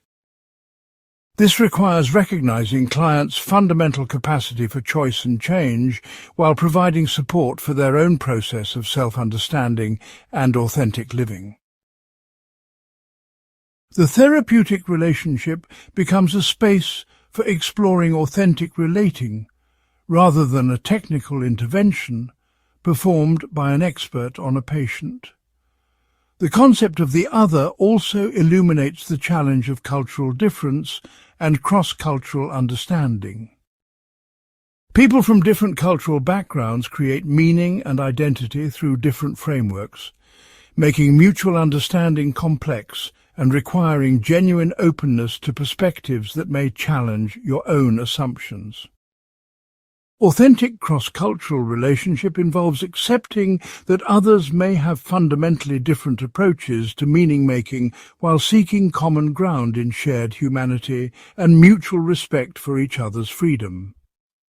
Understanding the challenge of the other ultimately requires accepting that genuine human connection involves ongoing risk, uncertainty, and the possibility of misunderstanding or conflict.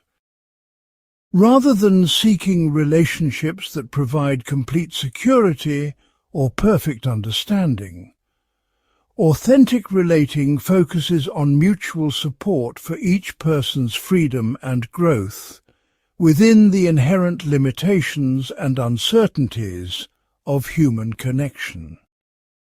The goal becomes creating relationships that enhance rather than diminish everyone's capacity for authentic living, while accepting that such relationships require constant choice and renewal rather than automatic continuation. This perspective transforms how you understand loneliness, conflict, and the basic human need for connection. Loneliness might reflect not just the absence of others, but the absence of authentic relationships that recognize and support your fundamental freedom. Conflict might represent opportunities for deeper understanding rather than threats to be eliminated, and the need for connection can be met through relationships that honor rather than eliminate the mystery and freedom of the other. Part 10. Thrownness and the given conditions of existence. Human existence begins not with choice, but with what Martin Heidegger called thrownness, the brute fact of being thrown into existence without consultation, preparation, or control over the initial conditions of your life. You did not choose your historical moment, your family circumstances, your genetic inheritance, your cultural context, or the basic structure of human existence itself. Yet these unchosen factors profoundly shape the possibilities available to you and the context within which you must exercise your freedom to create yourself. Understanding thrownness reveals the complex relationship between freedom and facticity, between the choices you can make and the circumstances you must navigate in making those choices. Thrownness encompasses everything about your situation that you cannot change through individual choice or effort. This includes not only obvious factors like your birth family, historical period, and initial socio-economic circumstances, but also more subtle elements like the language you learned first, the cultural assumptions you absorbed before developing critical thinking, and the basic structure of human consciousness itself. You were thrown into a world where death is inevitable, where consciousness emerges from material processes you do not control, and where meaning must be created rather than discovered. These fundamental conditions of human existence shape every choice you make while remaining largely outside your direct influence. The concept of thrownness challenges both deterministic views that deny human freedom and naive views of freedom that ignore real constraints. You are neither completely free to create any life you choose nor completely determined by your circumstances. Instead, you exist in the tension between thrownness and freedom, exercising choice within conditions you did not select and cannot fully escape. This creates what existentialists call your situation, the unique intersection of thrown conditions and free response that defines the specific context of your existence. Consider how thrownness affects something as basic as language and conceptual thinking. The language you learned as a child shapes how you categorize experience, understand relationships, and even perceive reality itself. Different languages structure thought in different ways, making some concepts easy to express and others difficult or impossible within that linguistic framework. You cannot step outside language entirely to achieve some objective view of reality, yet you retain significant freedom in how you use language, what you choose to express, and how you respond to the conceptual limitations of your linguistic inheritance. Historical thrownness provides another crucial dimension of the unchosen conditions that shape your existence.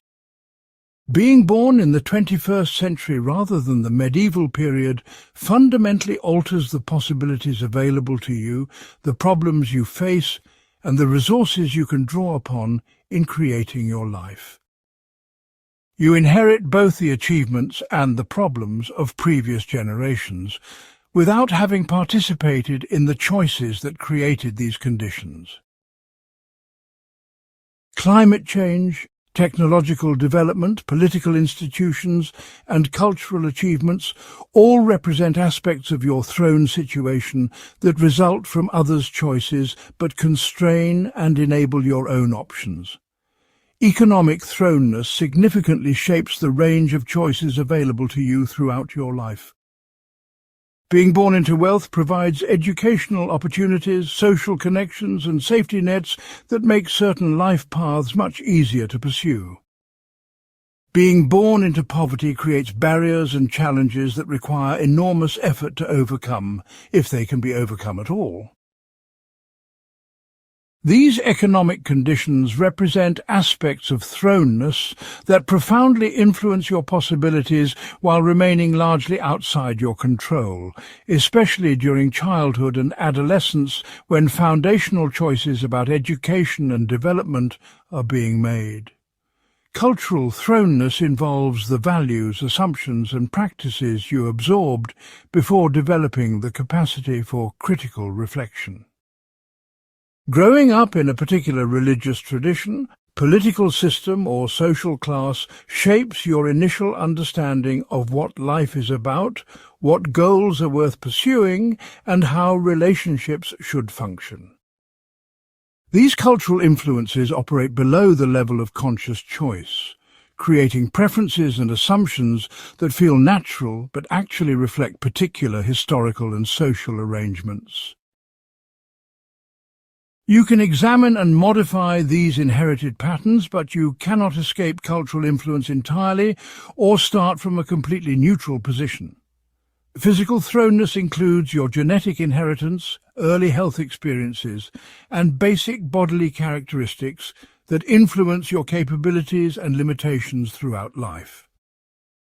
Inheriting particular physical abilities, health vulnerabilities, or neurological differences creates a specific context within which you must exercise your freedom to create yourself.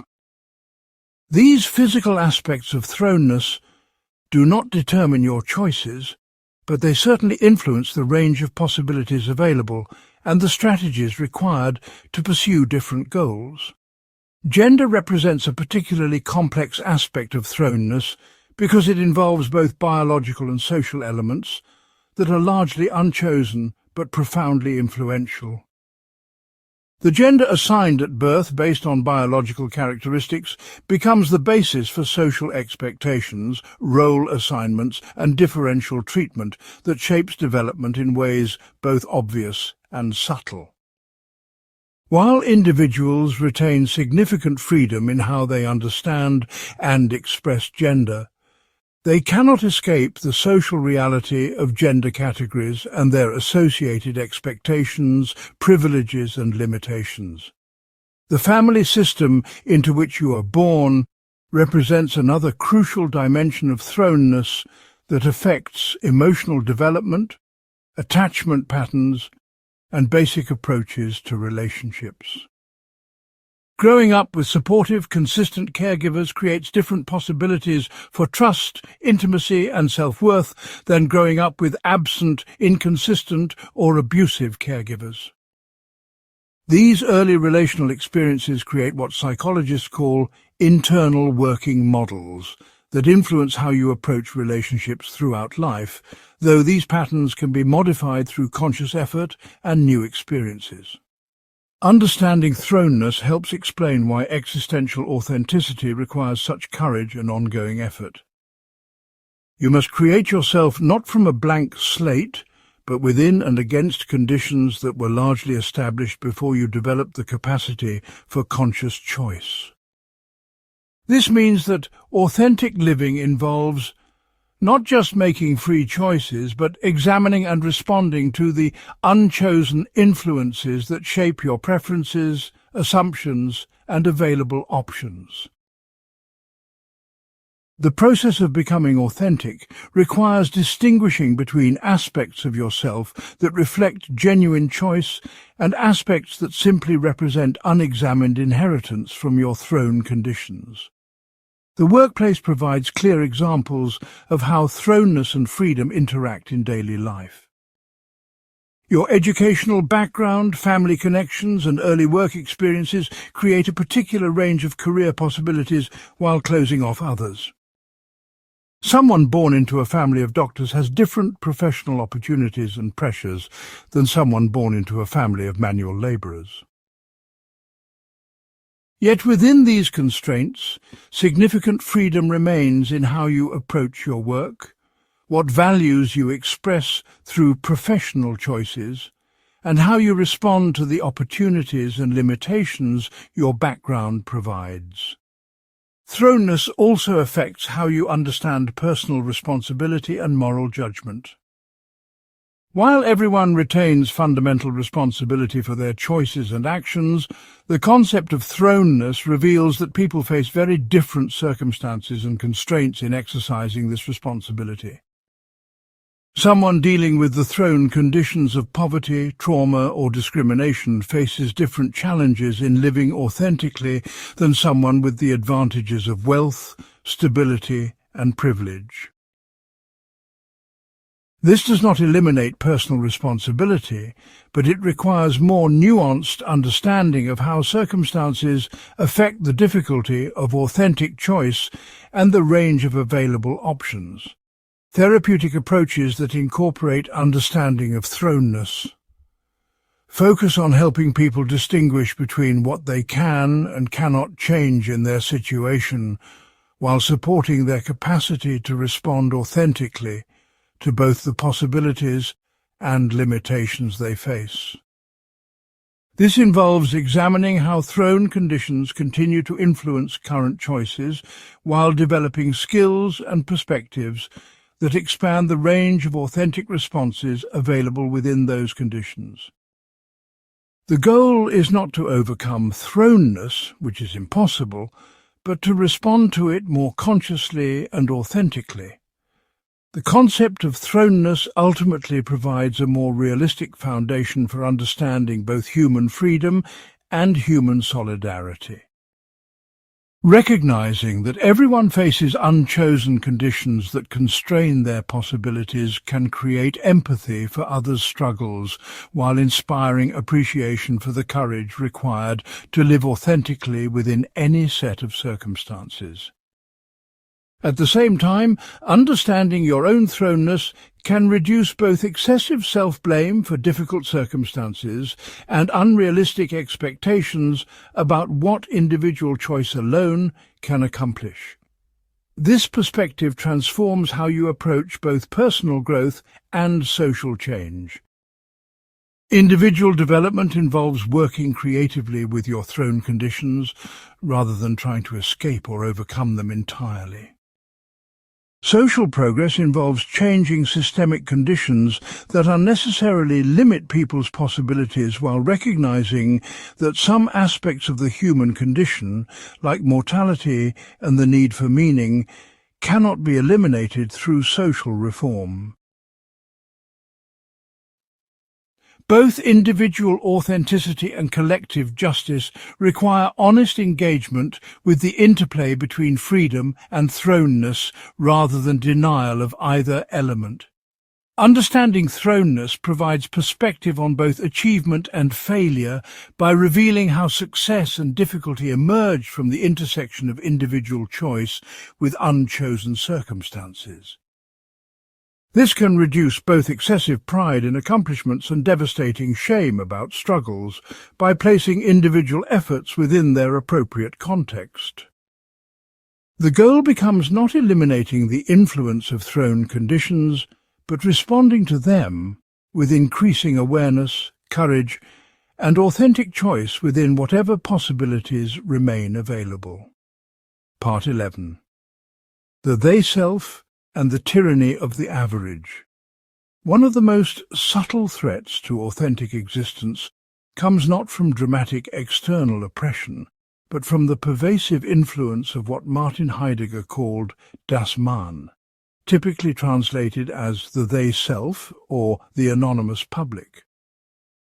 This represents the powerful tendency to lose yourself in conventional thinking, average opinions, and socially acceptable behaviors that require no personal reflection or individual responsibility. The they-self operates through seemingly innocent social mechanisms like popular opinion, conventional wisdom and normal expectations that gradually erode your capacity for independent thought and authentic choice.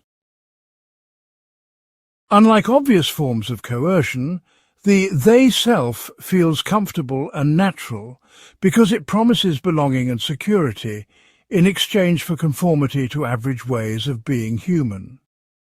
The they-self manifests through the everyday language people use to avoid taking responsibility for their own opinions and choices. Consider how often you hear phrases like "everyone knows," "people say," "it is obvious that," or "nobody does that anymore." These expressions allow individuals to present particular viewpoints as universal truths rather than personal perspectives that could be questioned or challenged. By appealing to what everyone thinks or does, people can advocate for specific positions while avoiding the anxiety and responsibility that comes with owning their beliefs and choices as expressions of their own values and reasoning. This pattern extends throughout social life, creating what Heidegger called idle talk, that circulates opinions and judgments without genuine understanding or personal engagement. Social media provides a contemporary example of how idle talk operates on a massive scale. People share, comment on, and react to information without necessarily understanding its deeper implications or taking responsibility for how their participation shapes public discourse. The constant flow of opinions, reactions, and trending topics creates an illusion of engagement while actually discouraging the slow, careful thinking required for authentic understanding and independent judgment. The they-self also operates through what appears to be helpful social guidance about normal life trajectories and appropriate goals. Cultural narratives about success, relationships, career development, and personal fulfillment provide ready-made scripts that eliminate the anxiety of having to create your own path. Go to school, get a job, find a partner, buy a house, have children, save for retirement. These conventional milestones offer structure and social approval while potentially preventing examination of whether these goals reflect your authentic values and desires. Consider how the they-self influences career choices through social expectations about prestigious, practical, or appropriate work. Young people often feel pressure to pursue careers that will impress others, provide financial security, or meet family expectations without carefully examining what kind of work would allow for authentic expression of their emerging values and capabilities.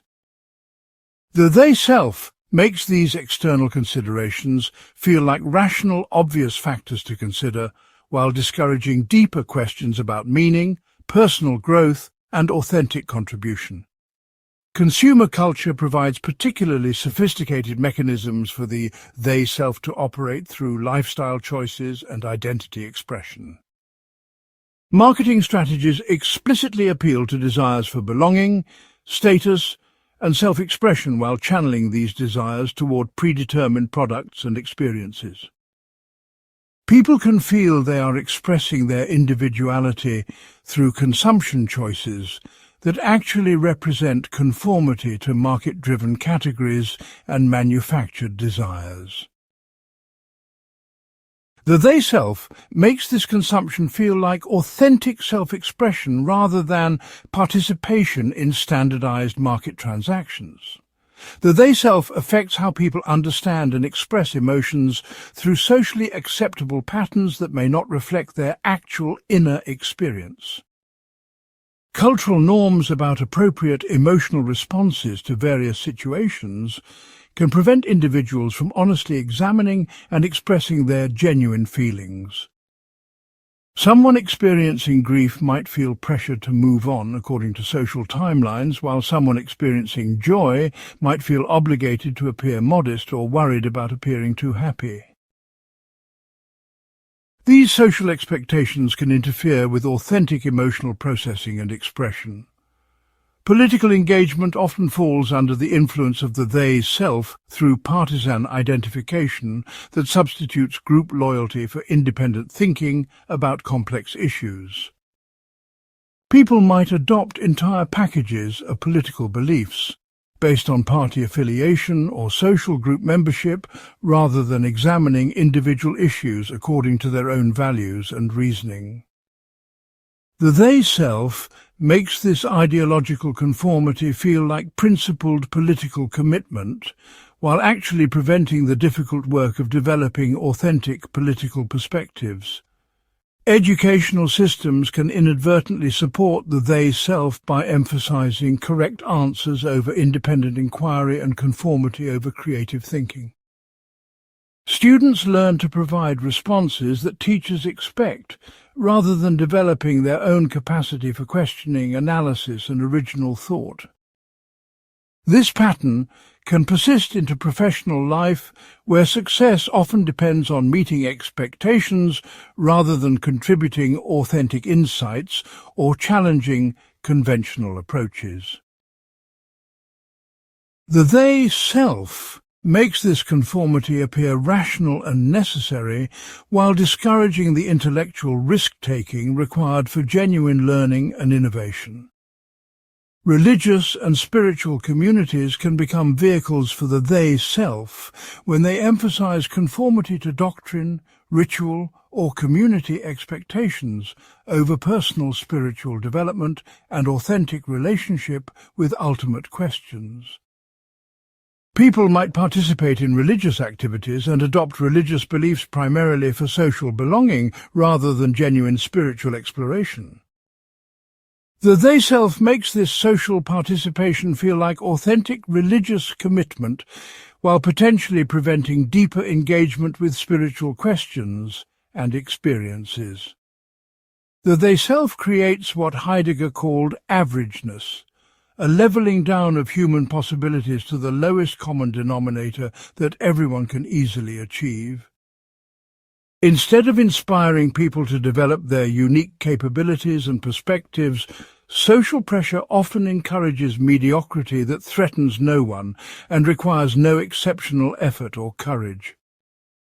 Excellence, creativity, and authentic individuality can make others uncomfortable because they challenge the comfortable assumptions of average existence. The they-self, therefore, actively discourages the very qualities that authentic existence requires. This averageness appears in how people discuss complex topics by reducing them to simple opinions or emotional reactions rather than engaging in careful analysis that might challenge comfortable assumptions. Political discourse, moral reasoning, and even personal relationships often operate at superficial levels that avoid the difficulty and uncertainty involved in genuine understanding. The they-self makes this intellectual shallowness feel adequate, while discouraging the mental effort required for deeper engagement with complex realities. Overcoming the influence of the they-self requires developing what Heidegger called resoluteness, the capacity to take responsibility for your own existence rather than losing yourself in social conformity. This involves regularly examining your beliefs, choices and behaviors to determine whether they reflect your authentic values and reasoning, or simply represent unthinking conformity to social expectations. Resoluteness requires tolerance for the anxiety that comes from thinking independently and making choices that might not receive social approval or understanding. The process of distinguishing authentic choice from they-self conformity can be challenging because social influences often feel natural and reasonable rather than coercive. The key involves developing sensitivity to moments when you find yourself saying or doing things primarily because that is what people do, rather than because you have genuinely examined and chosen these actions. This requires honest self-examination about your motivations and willingness to acknowledge when social pressure influences your choices more than authentic reflection. Authentic existence does not require rejecting all social influence or conventional choices, but rather making these choices consciously after genuine consideration of alternatives.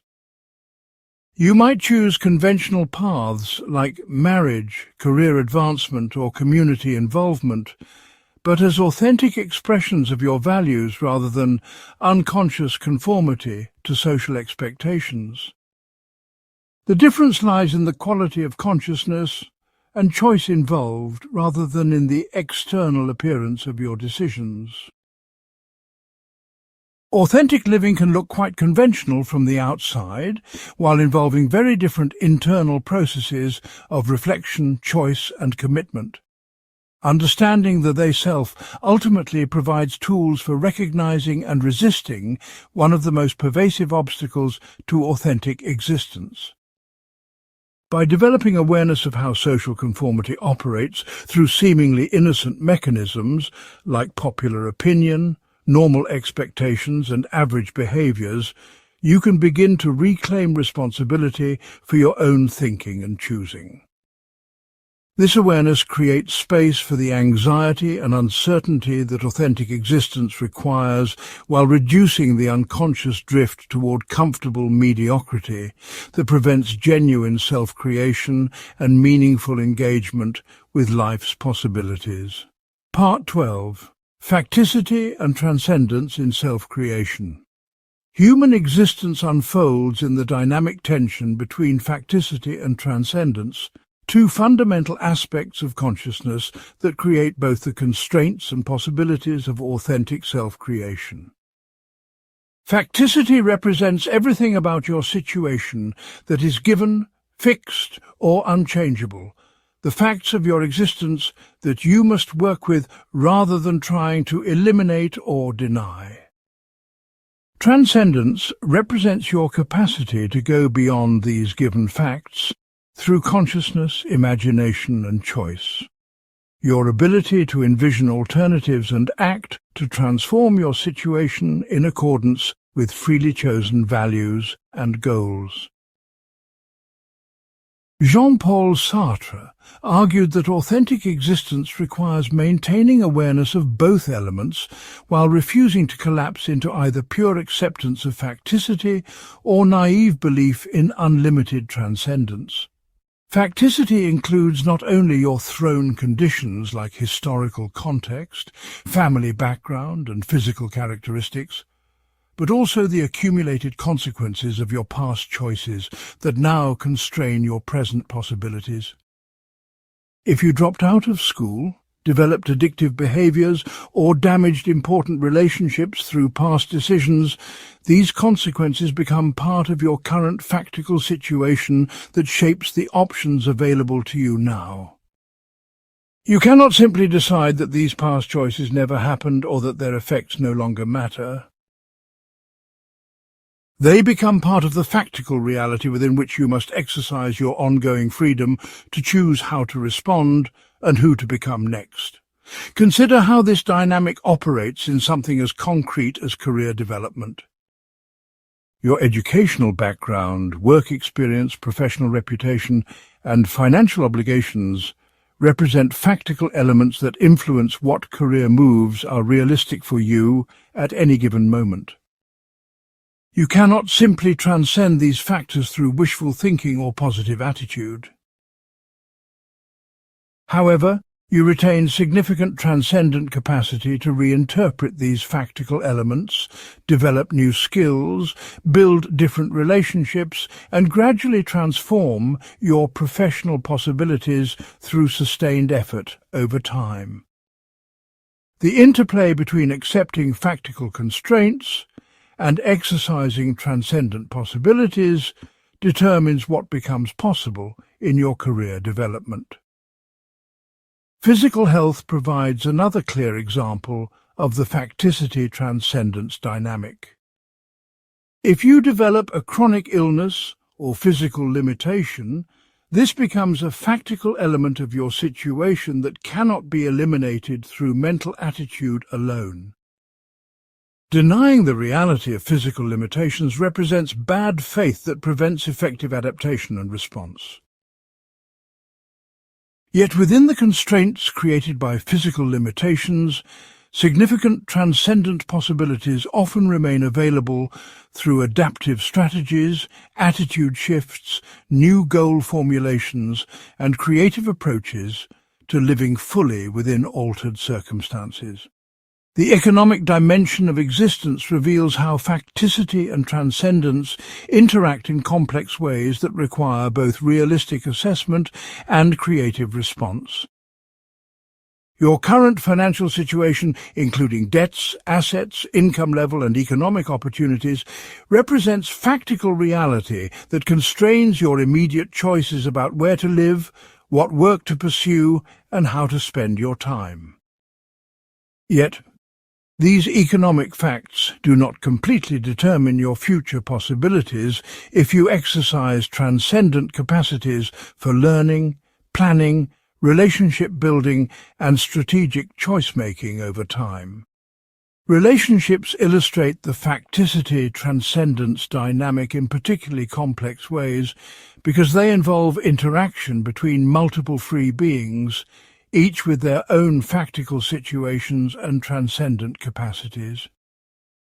The history of a relationship, including conflicts, betrayals, shared experiences and established patterns, creates factical elements that influence current interactions and future possibilities. You cannot simply decide that past hurts or relationship patterns no longer matter. However, both people retain transcendent capacity to choose new responses, develop better communication skills, and gradually transform the relationship through sustained effort and mutual commitment to growth. Parenting reveals how facticity and transcendence operate across generational time frames. The parenting you received as a child becomes part of your factical situation that influences your own parenting approaches, emotional patterns, and relationship capabilities. You cannot eliminate the effects of your childhood experiences through conscious decision alone. Yet you retain significant transcendent capacity to examine these inherited patterns, develop new skills, and choose different approaches with your own children based on conscious reflection about what kind of parent you want to become. The dynamic between facticity and transcendence also affects how you understand personal growth and therapeutic change. Traditional therapeutic approaches sometimes emphasize either accepting your limitations or overcoming your problems, but existential approaches focus on the creative interplay between working within real constraints and exercising genuine possibilities for change. Effective therapy helps people distinguish between factical elements that must be accepted and areas where transcendent change remains possible. This prevents both passive resignation and unrealistic expectations, while supporting authentic engagement with growth opportunities. Educational development provides examples of how facticity and transcendence interact over extended time periods. Your past educational experiences, including gaps in knowledge, learning difficulties, and missed opportunities, create factical constraints on your current intellectual capabilities and academic options. You cannot simply decide to eliminate these educational limitations through attitude change alone. However, learning capacity itself represents a transcendent possibility that allows for significant knowledge development and skill acquisition throughout life, even within the constraints created by past educational limitations. Creative expression illustrates how facticity and transcendence can work together productively rather than simply limiting each other. Your current skill level, available resources, and cultural background represent factical constraints that influence what creative projects you can realistically attempt. Yet creative work often emerges from the tension between these limitations and transcendent vision that imagines new possibilities within or beyond current constraints. Great art often results from finding creative solutions to factical limitations rather than from unlimited freedom to create without any constraints. The workplace reveals how facticity and transcendence interact in ongoing professional development and career satisfaction. Your current job requirements, organizational culture, and professional relationships create factical realities that you must navigate rather than simply dismissing or ignoring. Yet within these constraints, significant transcendent possibilities often exist for skill development, relationship improvement, creative contribution, and gradual career transformation. The key involves realistic assessment of what can and cannot be changed while maintaining engagement with genuine possibilities for positive development. Understanding the facticity-transcendence dynamic helps explain why authentic existence requires both courage and realism, both acceptance and active engagement with possibilities for change. Pure facticity without transcendence leads to passive resignation that denies human freedom and capacity for self-creation. Pure transcendence without facticity leads to unrealistic expectations that ignore real constraints and often result in frustration and failure. Authentic existence involves the ongoing creative challenge of working with factical realities to exercise transcendent possibilities in ways that honor both elements. This understanding transforms how you approach both personal development and social change by providing a framework that is simultaneously realistic and hopeful. Individual growth involves honest assessment of your factical situation, combined with creative engagement, with transcendent possibilities for change within and beyond current constraints. Social progress involves similar dynamics at collective levels, working within current political, economic, and cultural realities while exercising transcendent capacities for envisioning and creating better social arrangements. The facticity-transcendence dynamic ultimately provides a foundation for understanding human dignity that avoids both deterministic pessimism and naive optimism. Humans possess genuine capacity for self-creation and meaningful choice, but this capacity operates within real constraints that must be acknowledged and worked with rather than denied or overcome through mental effort alone. This creates the complex, ongoing challenge of authentic existence, constantly balancing acceptance of what cannot be changed with creative engagement with what remains possible. Part 13. The Ethics of Ambiguity and Moral Responsibility. Existentialism faces the profound challenge of developing ethical frameworks that honor human freedom while avoiding both moral relativism and authoritarian moral systems.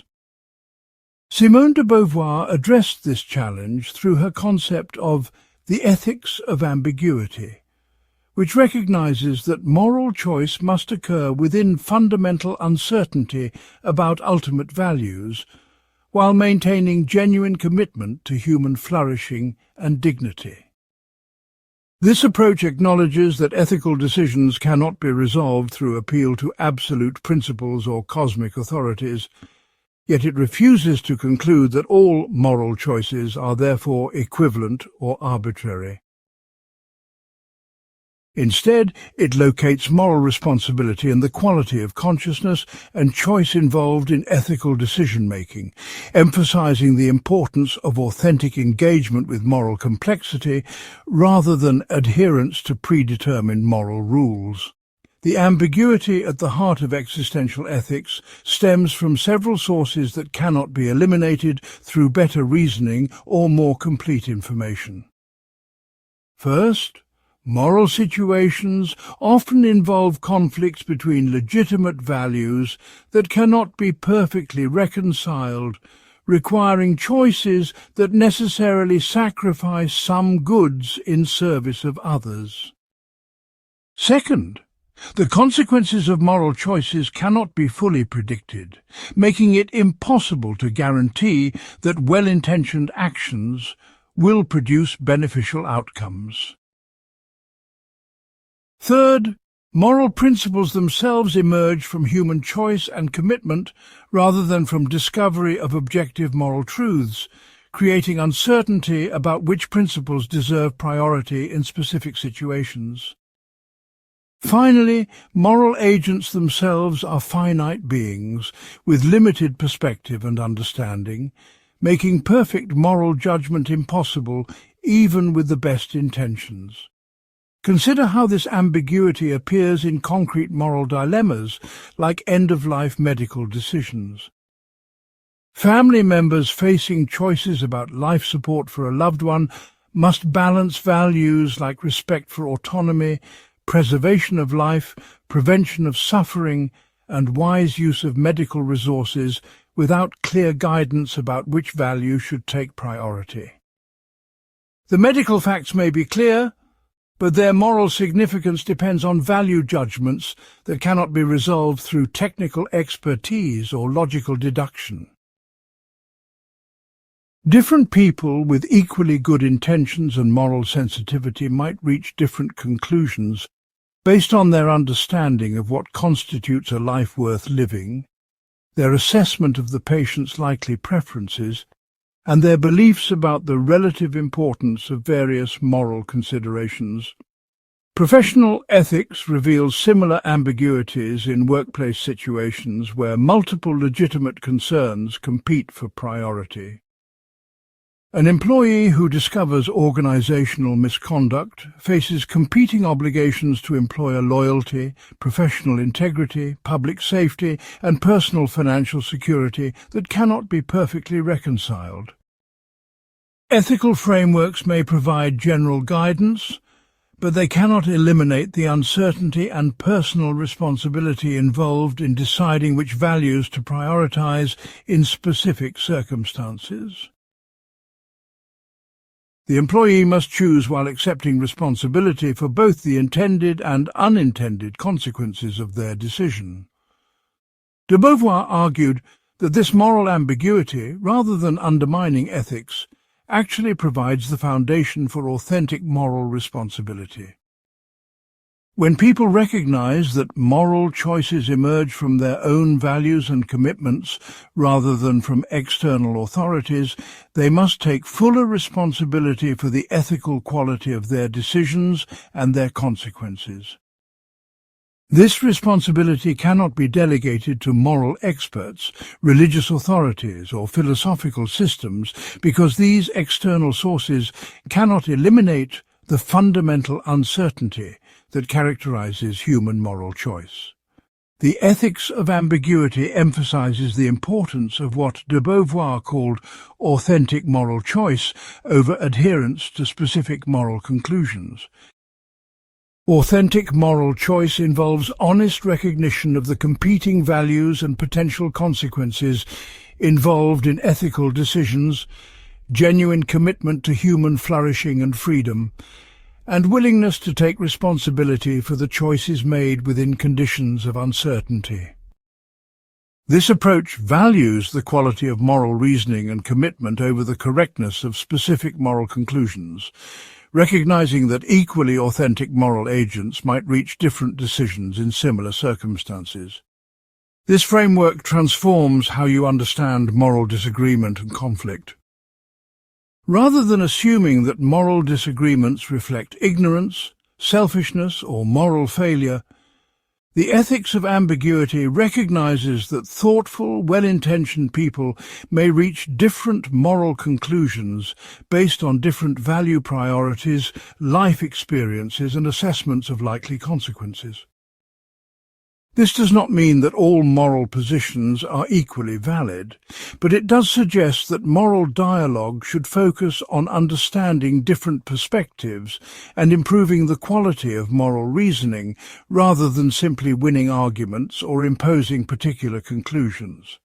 Parenting provides clear examples of how the ethics of ambiguity operates in ongoing relationships where moral decisions affect others' development and well-being. Parents must make countless decisions about discipline, education, freedom and support that will influence their children's character development and life possibilities. No perfect parenting manual exists, and different approaches that reflect equally loving intentions may produce very different outcomes depending on the specific child, family circumstances and cultural context. Parents must choose while accepting responsibility for their decisions without the comfort of knowing that they are following objectively correct parenting principles.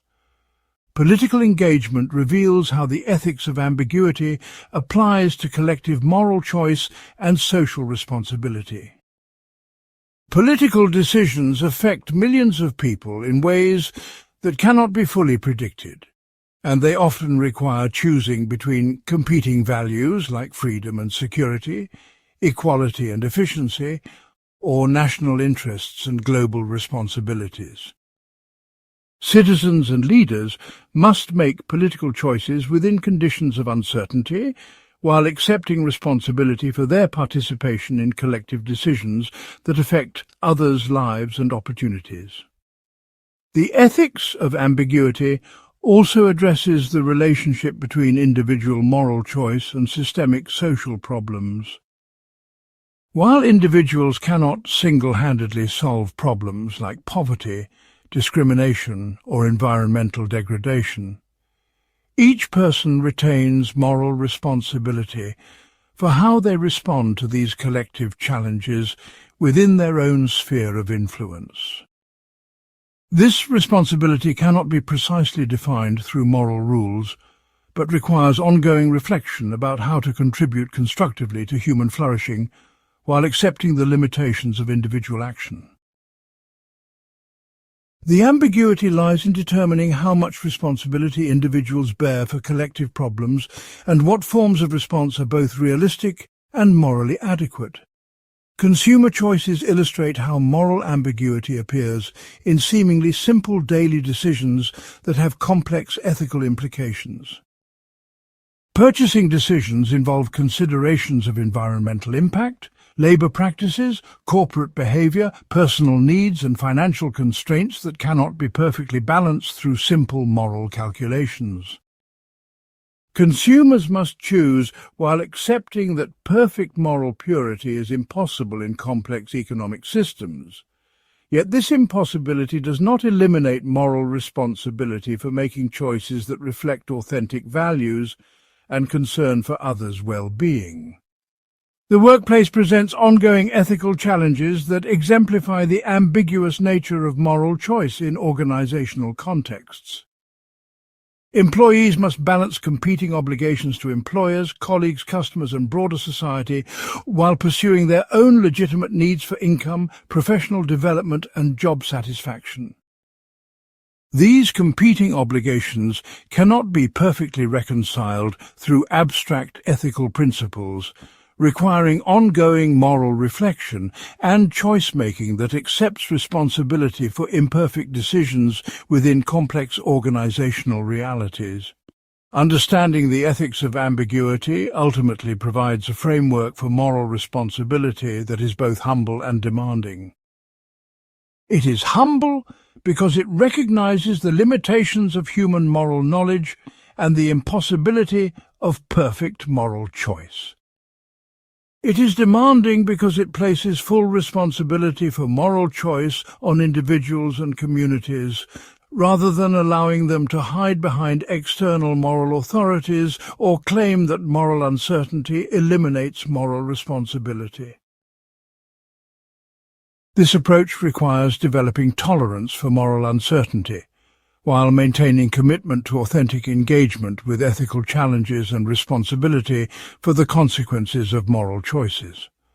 The practical implications of this ethical framework emphasize the importance of ongoing moral reflection, dialogue with others who hold different perspectives, and willingness to revise moral judgments based on new experience and understanding.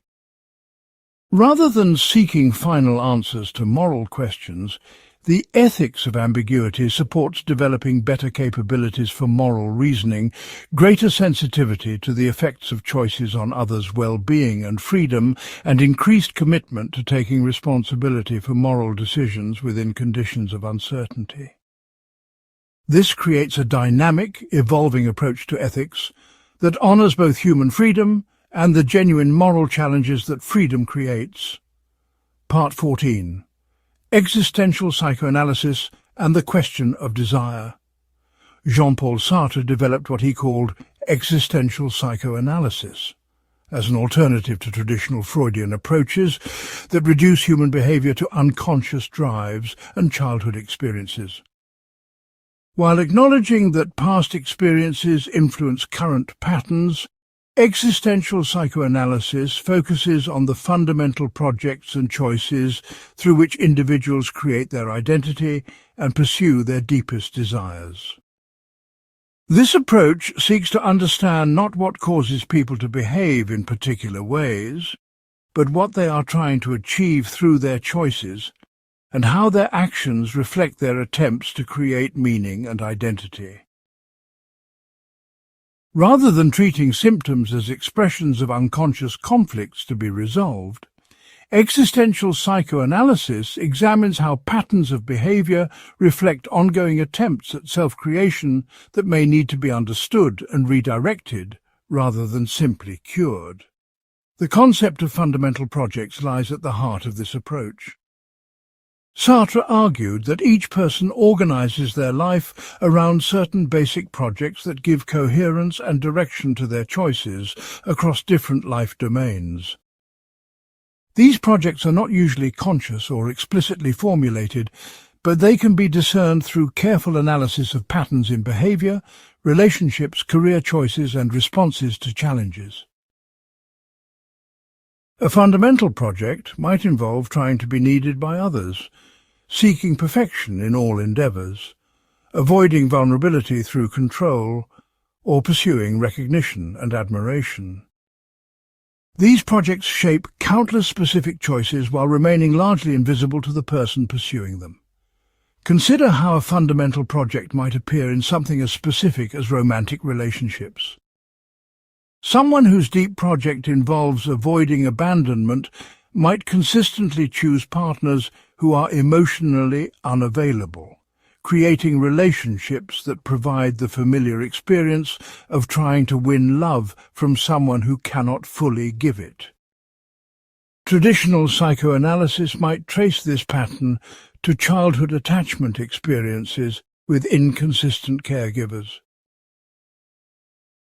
Existential psychoanalysis would focus more on understanding what the person is trying to achieve through these relationship choices and how this pattern reflects their attempt to create a particular kind of identity and experience of self in the world. The workplace provides another arena where fundamental projects reveal themselves through career choices, work habits, and professional relationships. Someone whose basic project involves demonstrating their worth through achievement might choose high-pressure careers, work excessive hours, and struggle with delegation because these behaviors serve their deeper project of proving their value.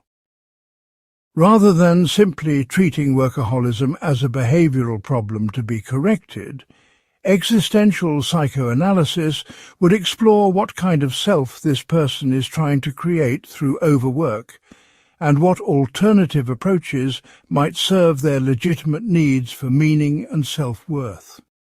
Existential psychoanalysis also examines how people use their relationships with objects, activities, and experiences to pursue their fundamental projects. Sartre wrote extensively about how individuals project meaning onto the external world through their choices about what to acquire, pursue, or avoid. Someone who collects vintage cars might be pursuing a project of connecting with a romanticized past, demonstrating technical knowledge, or creating a sense of permanence and control in an uncertain world. The specific objects matter less than the underlying project they serve, and the kind of self the person is trying to create through their relationship with these objects. The approach treats anxiety, depression, and other emotional difficulties not as mental illnesses to be eliminated, but as information about conflicts between different aspects of the person's fundamental projects, or between their projects and reality constraints. Someone experiencing persistent anxiety might be pursuing contradictory projects, such as seeking both complete security and exciting new experiences, creating internal conflict that manifests as anxious feelings. Rather than medicating the anxiety, existential psychoanalysis would help the person understand these conflicting projects and make conscious choices about which directions to pursue. This framework also addresses how people use symptoms and difficulties to serve their fundamental projects in ways that may not be immediately obvious. Someone who frequently becomes ill might unconsciously use their health problems to receive care and attention that serves a deeper project of being needed and cared for. Rather than simply treating the physical symptoms, therapy might explore what legitimate needs the illness serves and how these needs might be met through more direct and sustainable approaches. The goal is not to eliminate all symptoms, but to help people pursue their authentic desires in ways that enhance rather than limit their possibilities. Existential psychoanalysis takes a different approach to childhood experiences and family dynamics than traditional therapeutic approaches. While acknowledging that early experiences influence development, it focuses more on how people continue to choose patterns that recreate familiar dynamics rather than being passively determined by their past. Someone who grew up in a chaotic household might continue creating chaos in their adult life not because they are compelled to repeat the past, but because chaos feels familiar and serves current projects like avoiding the anxiety of stillness or maintaining excitement and stimulation. The therapeutic relationship in existential psychoanalysis becomes a laboratory for examining how the person's fundamental projects appear in their interactions with the therapist. Rather than interpreting transference as a repetition of past relationships, the therapist pays attention to what the client is trying to achieve through their behavior in therapy. Someone who consistently arrives late might be testing boundaries, asserting control, or avoiding the vulnerability of full engagement. These patterns provide information about the client's ongoing projects rather than just evidence of past trauma or unconscious conflicts. The concept of bad faith plays an important role in existential psychoanalysis as a way of understanding how people avoid taking responsibility for their choices and the consequences of their fundamental projects. Rather than directly acknowledging their projects and desires, people often engage in self-deception that allows them to pursue their goals while denying responsibility for the outcomes. Someone who creates drama in relationships might claim they hate conflict while unconsciously seeking the intensity and engagement that conflict provides. Change in existential psychoanalysis involves helping people become conscious of their fundamental projects and make explicit choices about whether these projects serve their authentic desires and values. This process requires examining not just what people want to eliminate from their lives, but what they are trying to create and achieve through their current patterns. Sometimes the projects themselves need to change, and sometimes people need to find more effective ways of pursuing legitimate projects that serve their authentic development. The emphasis is on expanding consciousness and choice, rather than eliminating symptoms or correcting deficits. The approach also addresses how fundamental projects can conflict with each other or with realistic possibilities, creating internal tension and external difficulties. Someone might simultaneously pursue projects of complete independence and deep intimacy, creating relationship patterns that sabotage both goals.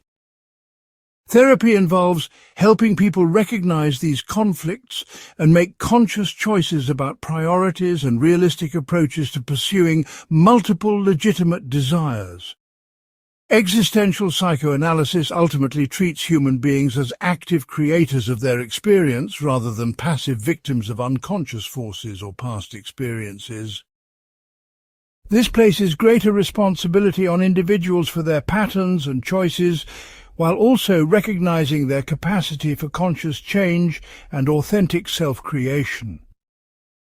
The goal is not adjustment to social norms or elimination of all difficulties, but rather authentic engagement with the ongoing project of creating a meaningful life within the constraints and possibilities of the human condition.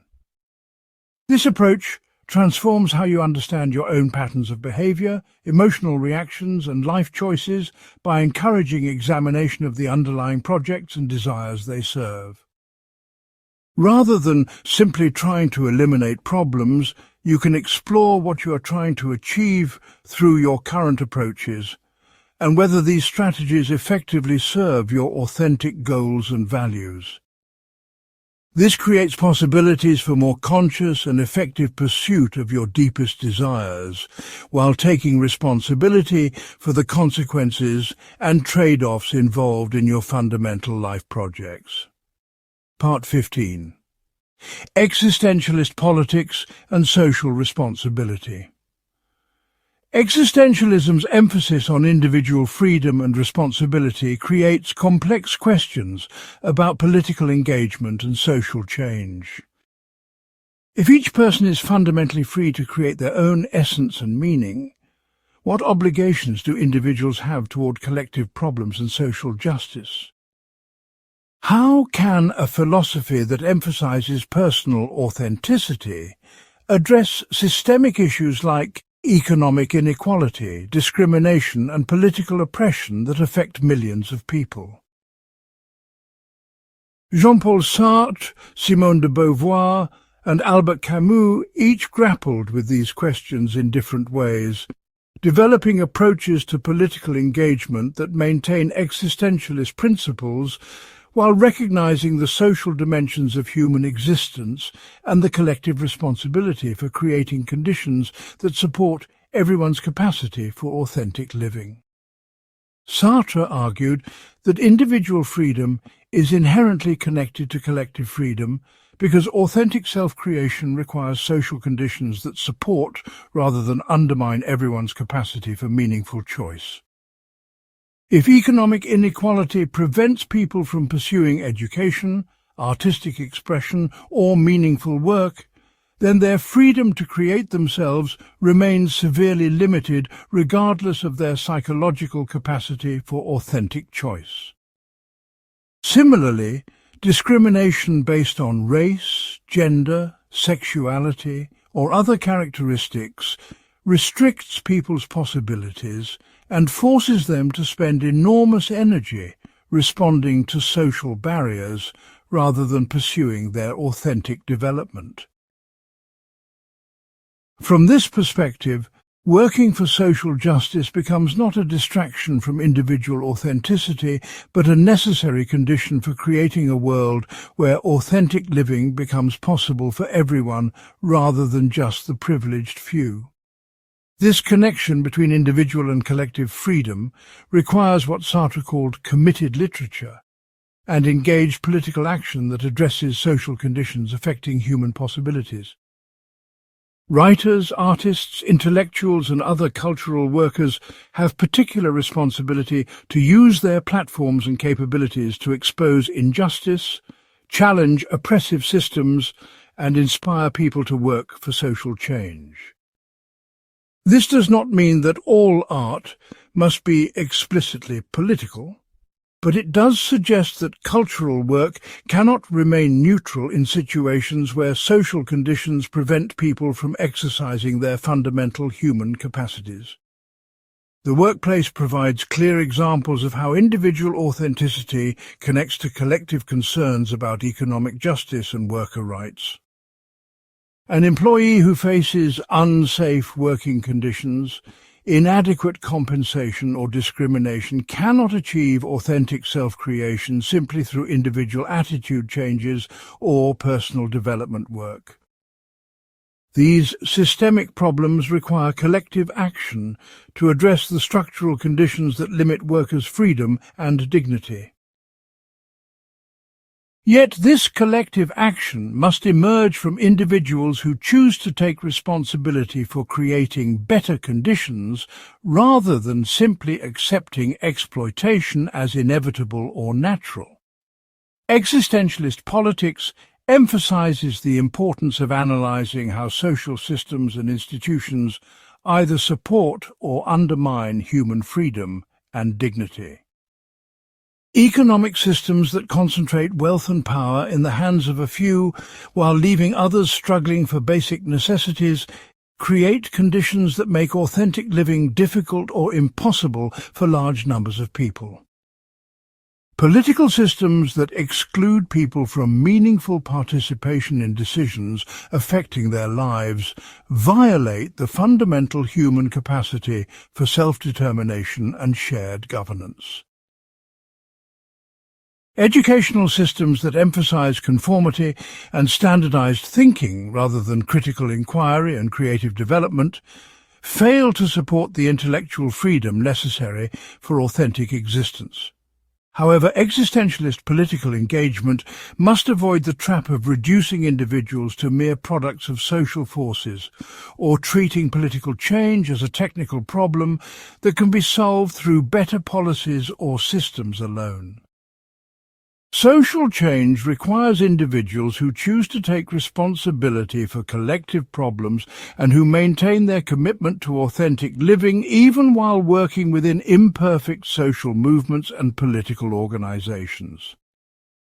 This creates ongoing tension between the need for collective action and the importance of individual authenticity and critical thinking. Revolutionary politics presents particular challenges for existentialist engagement because revolutionary movements often demand conformity to ideological positions and strategic approaches that may conflict with individual critical judgment.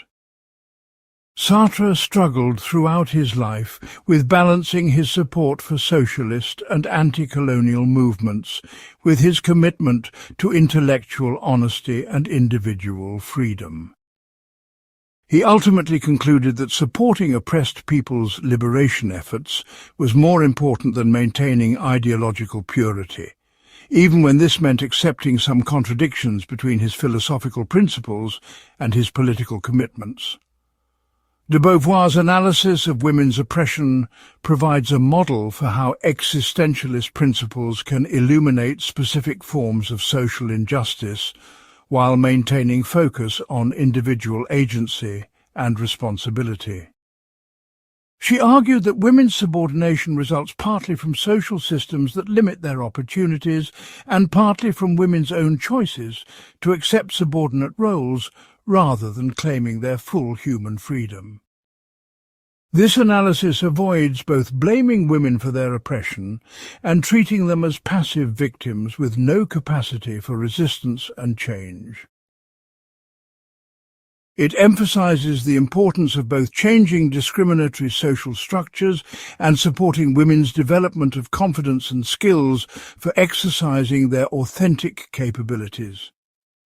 Environmental issues present contemporary challenges for existentialist political thinking because climate change and ecological destruction affect everyone while requiring collective action that transcends individual choice and national boundaries.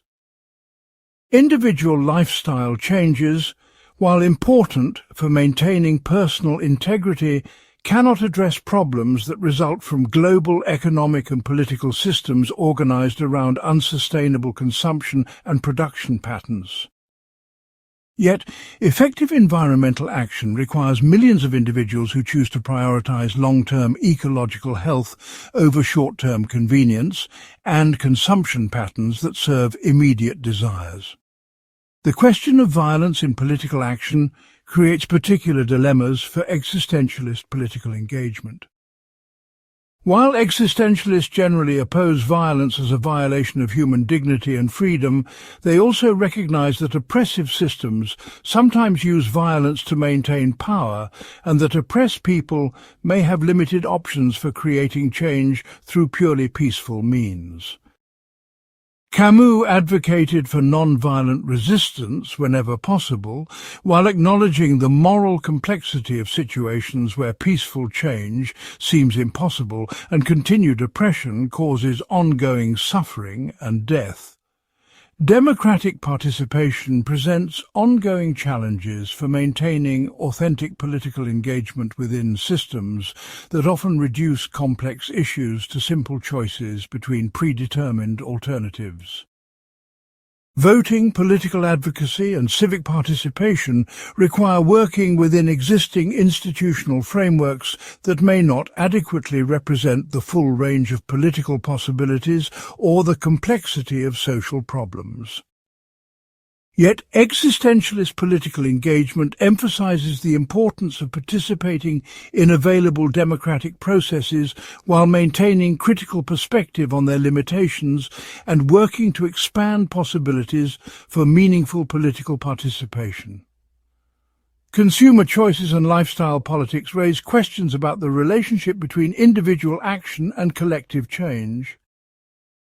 Choosing to buy organic food, drive less, or support particular businesses can express authentic values while contributing to broader social changes through market mechanisms. However, focusing exclusively on individual consumer choices can distract from the need for systemic changes in economic and political structures that shape the options available to consumers and workers. Existentialist political engagement requires balancing attention to individual choices with recognition of the need for collective action to address structural problems. International relations and global justice present challenges for existentialist political thinking because they involve complex interactions between different societies with different cultural values and political systems.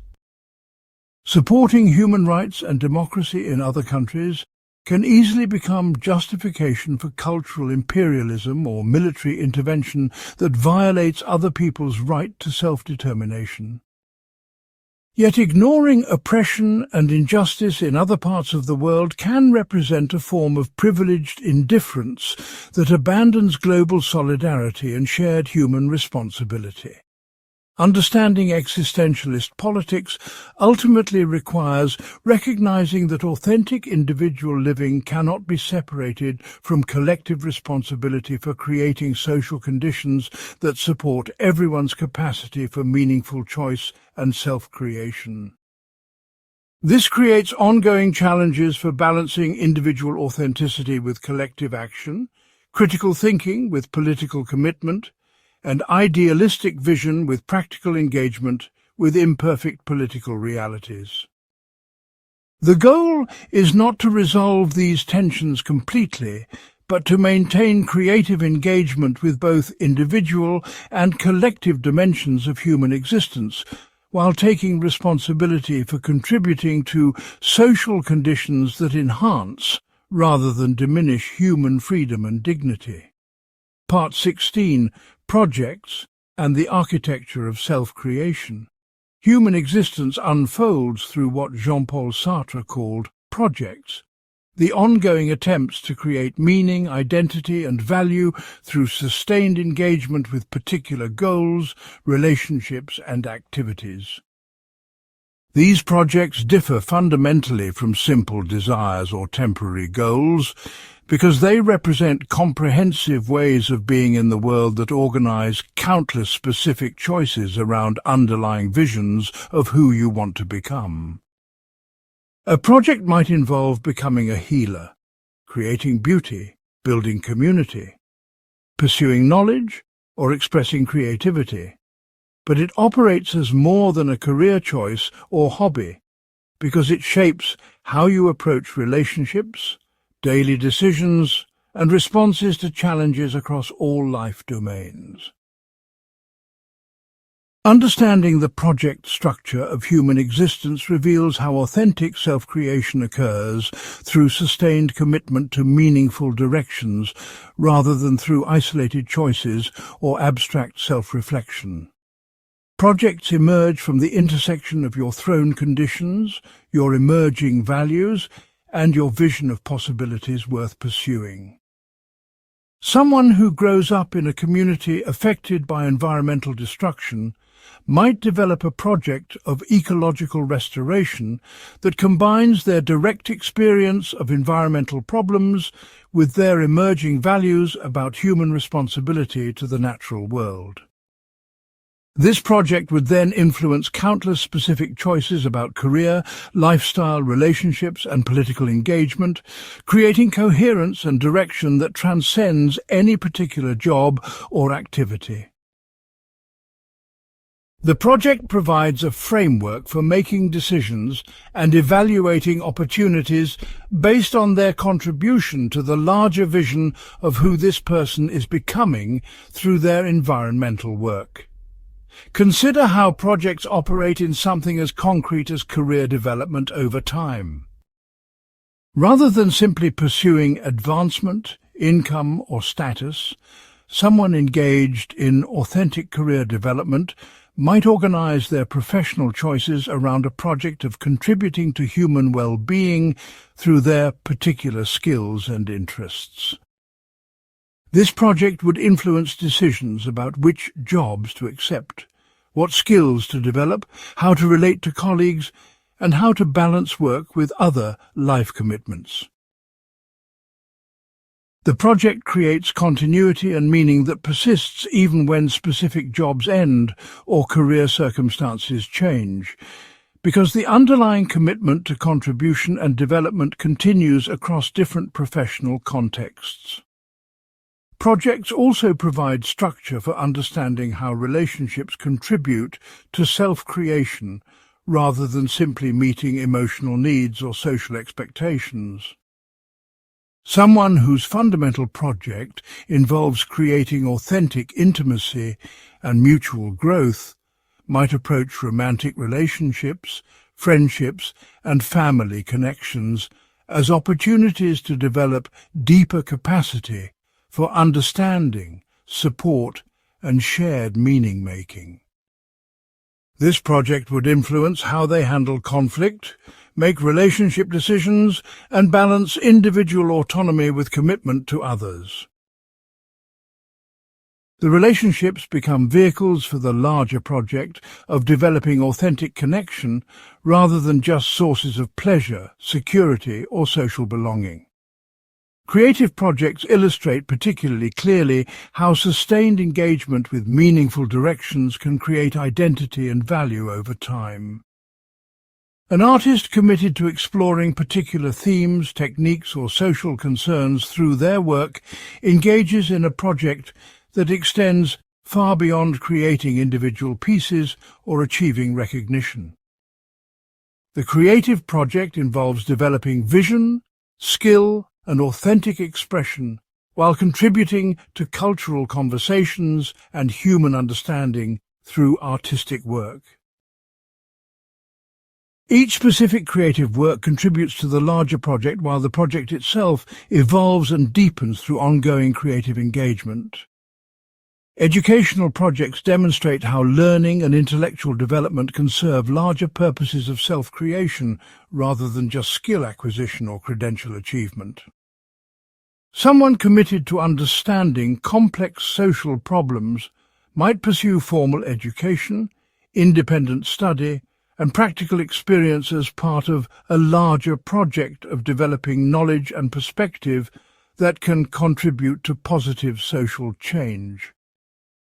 The educational project creates coherence across different learning experiences, while providing criteria for evaluating educational opportunities based on their contribution to authentic intellectual development.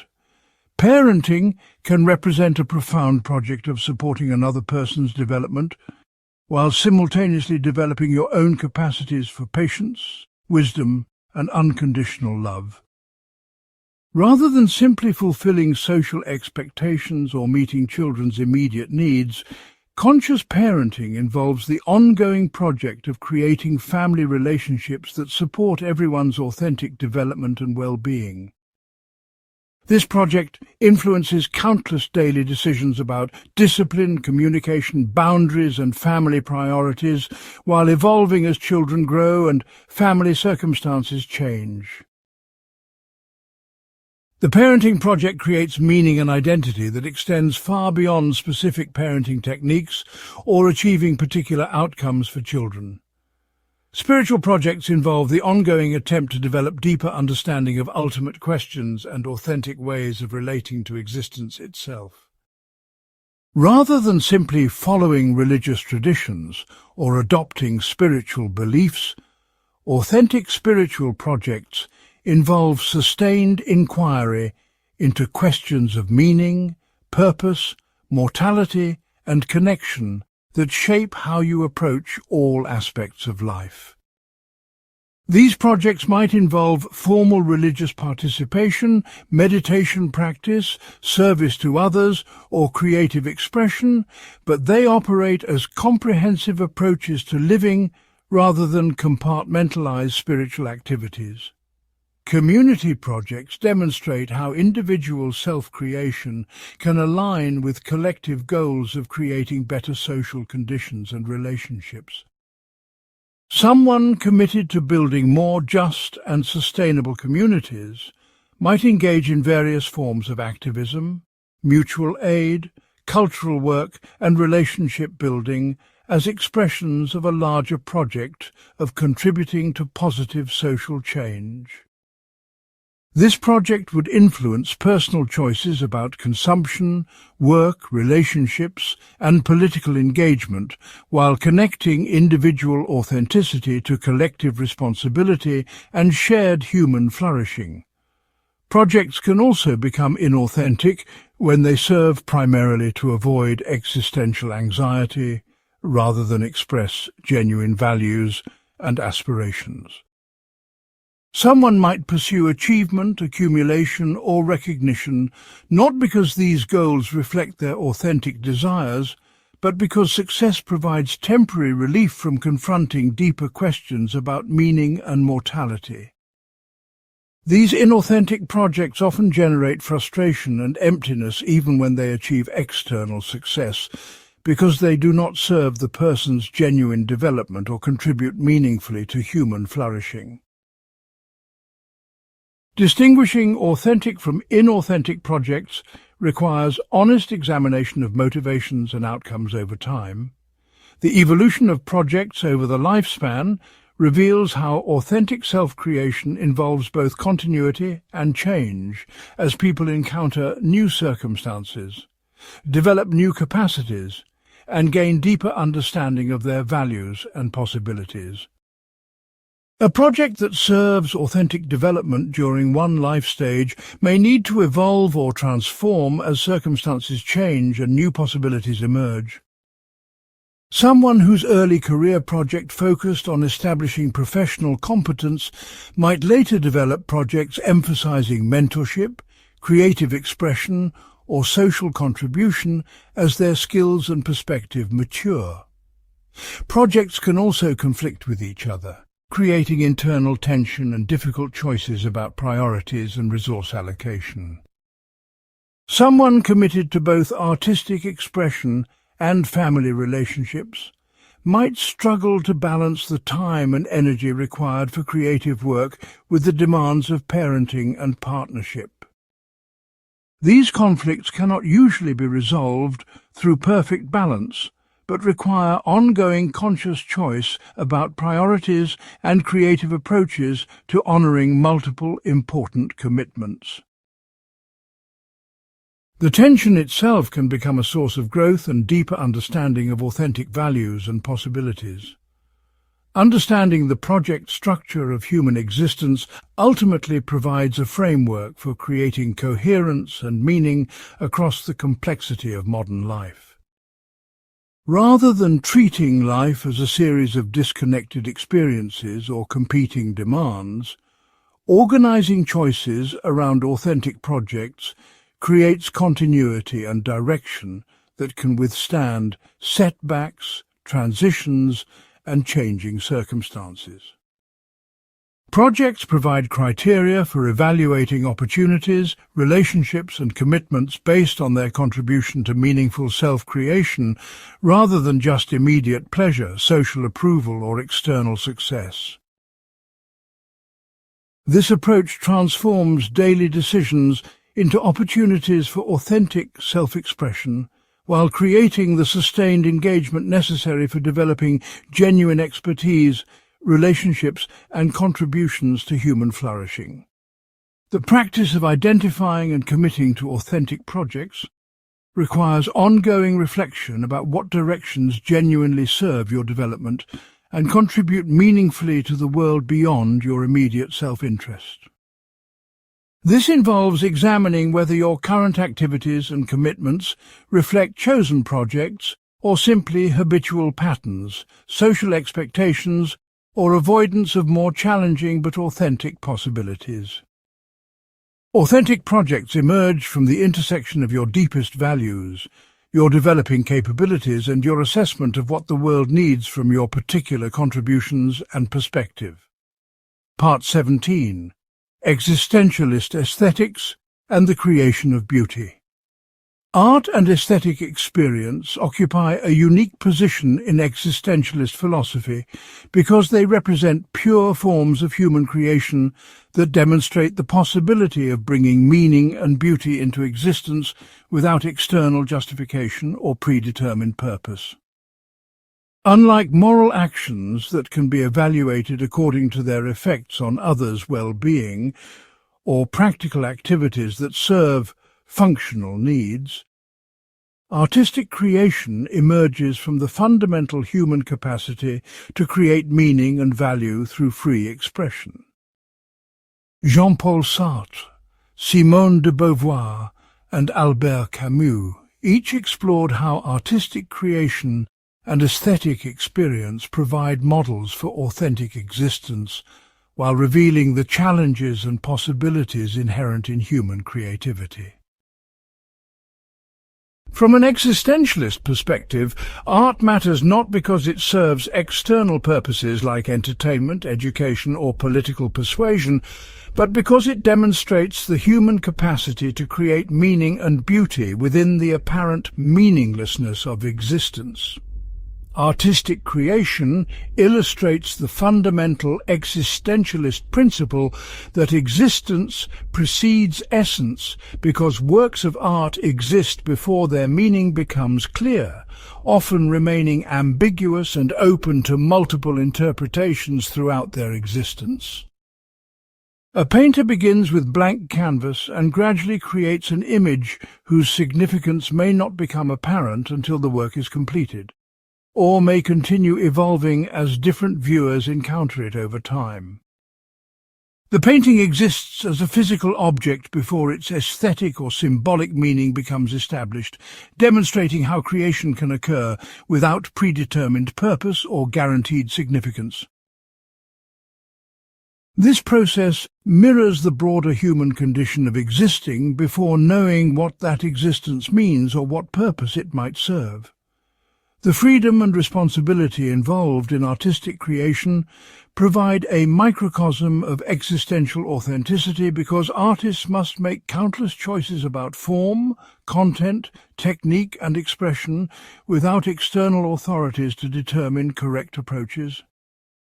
Traditional artistic training and cultural conventions provide some guidance, but ultimately each work of art requires individual choices that reflect the artist's emerging vision and authentic expression. These choices carry responsibility because they shape not only the particular work, but the artist's developing identity and contribution to cultural conversation. Failed or unsuccessful artistic efforts cannot be blamed on external factors because the creative process depends fundamentally on the artist's own choices and commitment. Consider how this applies to something as specific as writing a novel. The writer begins with nothing more than language itself and must create characters, settings, conflicts and resolutions through thousands of individual choices about words, sentences, scenes and narrative structure. No formula or external authority can make these choices for the writer, who must draw on their own experience, imagination and aesthetic judgment to create something that did not exist before. The resulting novel represents a unique expression of the writer's consciousness and values, while also contributing to the broader human conversation about meaning, experience and possibility. Aesthetic experience, from the perspective of encountering rather than creating art, demonstrates the human capacity to discover meaning and value through conscious attention and interpretation. When you experience a piece of music, painting, or literature that moves or inspires you, you participate in a form of meaning creation that requires your active engagement rather than passive consumption. The aesthetic meaning emerges from the interaction between the work itself and your own consciousness, experience, and interpretive capabilities. Different people can experience the same artwork in completely different ways, each discovering meanings and values that reflect both the work's qualities and their own capacity for aesthetic response. This interactive quality of aesthetic experience reveals how meaning creation requires both freedom and commitment, both individual interpretation and engagement with something beyond immediate self-interest. You cannot force aesthetic experience to occur through willpower alone, yet it also requires active attention and openness rather than passive reception. The experience emerges from choosing to engage seriously with the work while remaining open to possibilities for meaning and beauty that you might not have anticipated or controlled. Existentialist aesthetics also addresses the relationship between artistic creation and social responsibility. Recognizing that art can serve political and moral purposes without losing its authenticity as creative expression. Sartre argued for committed literature that addresses social problems and injustices while maintaining artistic integrity and avoiding propaganda or simple moralizing. This requires artists to balance their responsibility as citizens and moral agents with their responsibility as creators to produce authentic artistic work rather than predetermined messages. The challenge involves using art to explore and illuminate social realities without reducing artistic expression to political utility or sacrificing aesthetic quality to social messaging. The question of artistic success and failure provides insight into how existentialist values apply to creative work. Traditional measures of artistic success like popularity, critical acclaim, or financial rewards may not reflect the authentic value of creative work from an existentialist perspective. More important criteria might include the artist's honesty and courage in exploring difficult themes, the work's contribution to expanding human understanding and possibility, and the degree to which the creative process serves the artist's authentic development rather than external expectations or commercial considerations. Popular culture and mass media present particular challenges for existentialist aesthetics because they operate within commercial systems that prioritize marketability and audience appeal over artistic authenticity or meaningful content. Yet, existentialist principles suggest that authentic creative work can emerge within any medium or context if artists maintain commitment to honest expression and meaningful exploration of human experience. The key lies in the artist's approach to their work, rather than in the specific medium, genre, or distribution system they employ. Television shows, popular music, and commercial films can serve authentic artistic purposes if they emerge from genuine creative vision rather than purely commercial calculation. The role of suffering and difficulty in artistic creation reflects broader existentialist themes about the relationship between authentic living and confronting life's challenges honestly. Much great art emerges from artists' engagement with personal struggles, social conflicts, or universal human experiences like love, loss, mortality, and the search for meaning. This does not mean that suffering automatically produces good art, but rather that honest artistic engagement with difficult experiences can transform personal struggles into expressions that contribute to broader human understanding and connection. Collaborative artistic work like theatre, film, or musical ensembles demonstrates how creative expression can honour both individual authenticity and collective responsibility. Each participant contributes their own creative choices and authentic expression while working within the constraints and possibilities created by collaboration with others. Successful collaboration requires balancing individual creative vision with responsiveness to others' contributions and commitment to the collective creative project. This mirrors the broader existentialist challenge of maintaining authenticity while engaging responsibly with others in shared human endeavours. The relationship between artistic creation and everyday life reveals how aesthetic principles can inform approaches to work, relationships, and personal development beyond formal artistic activities.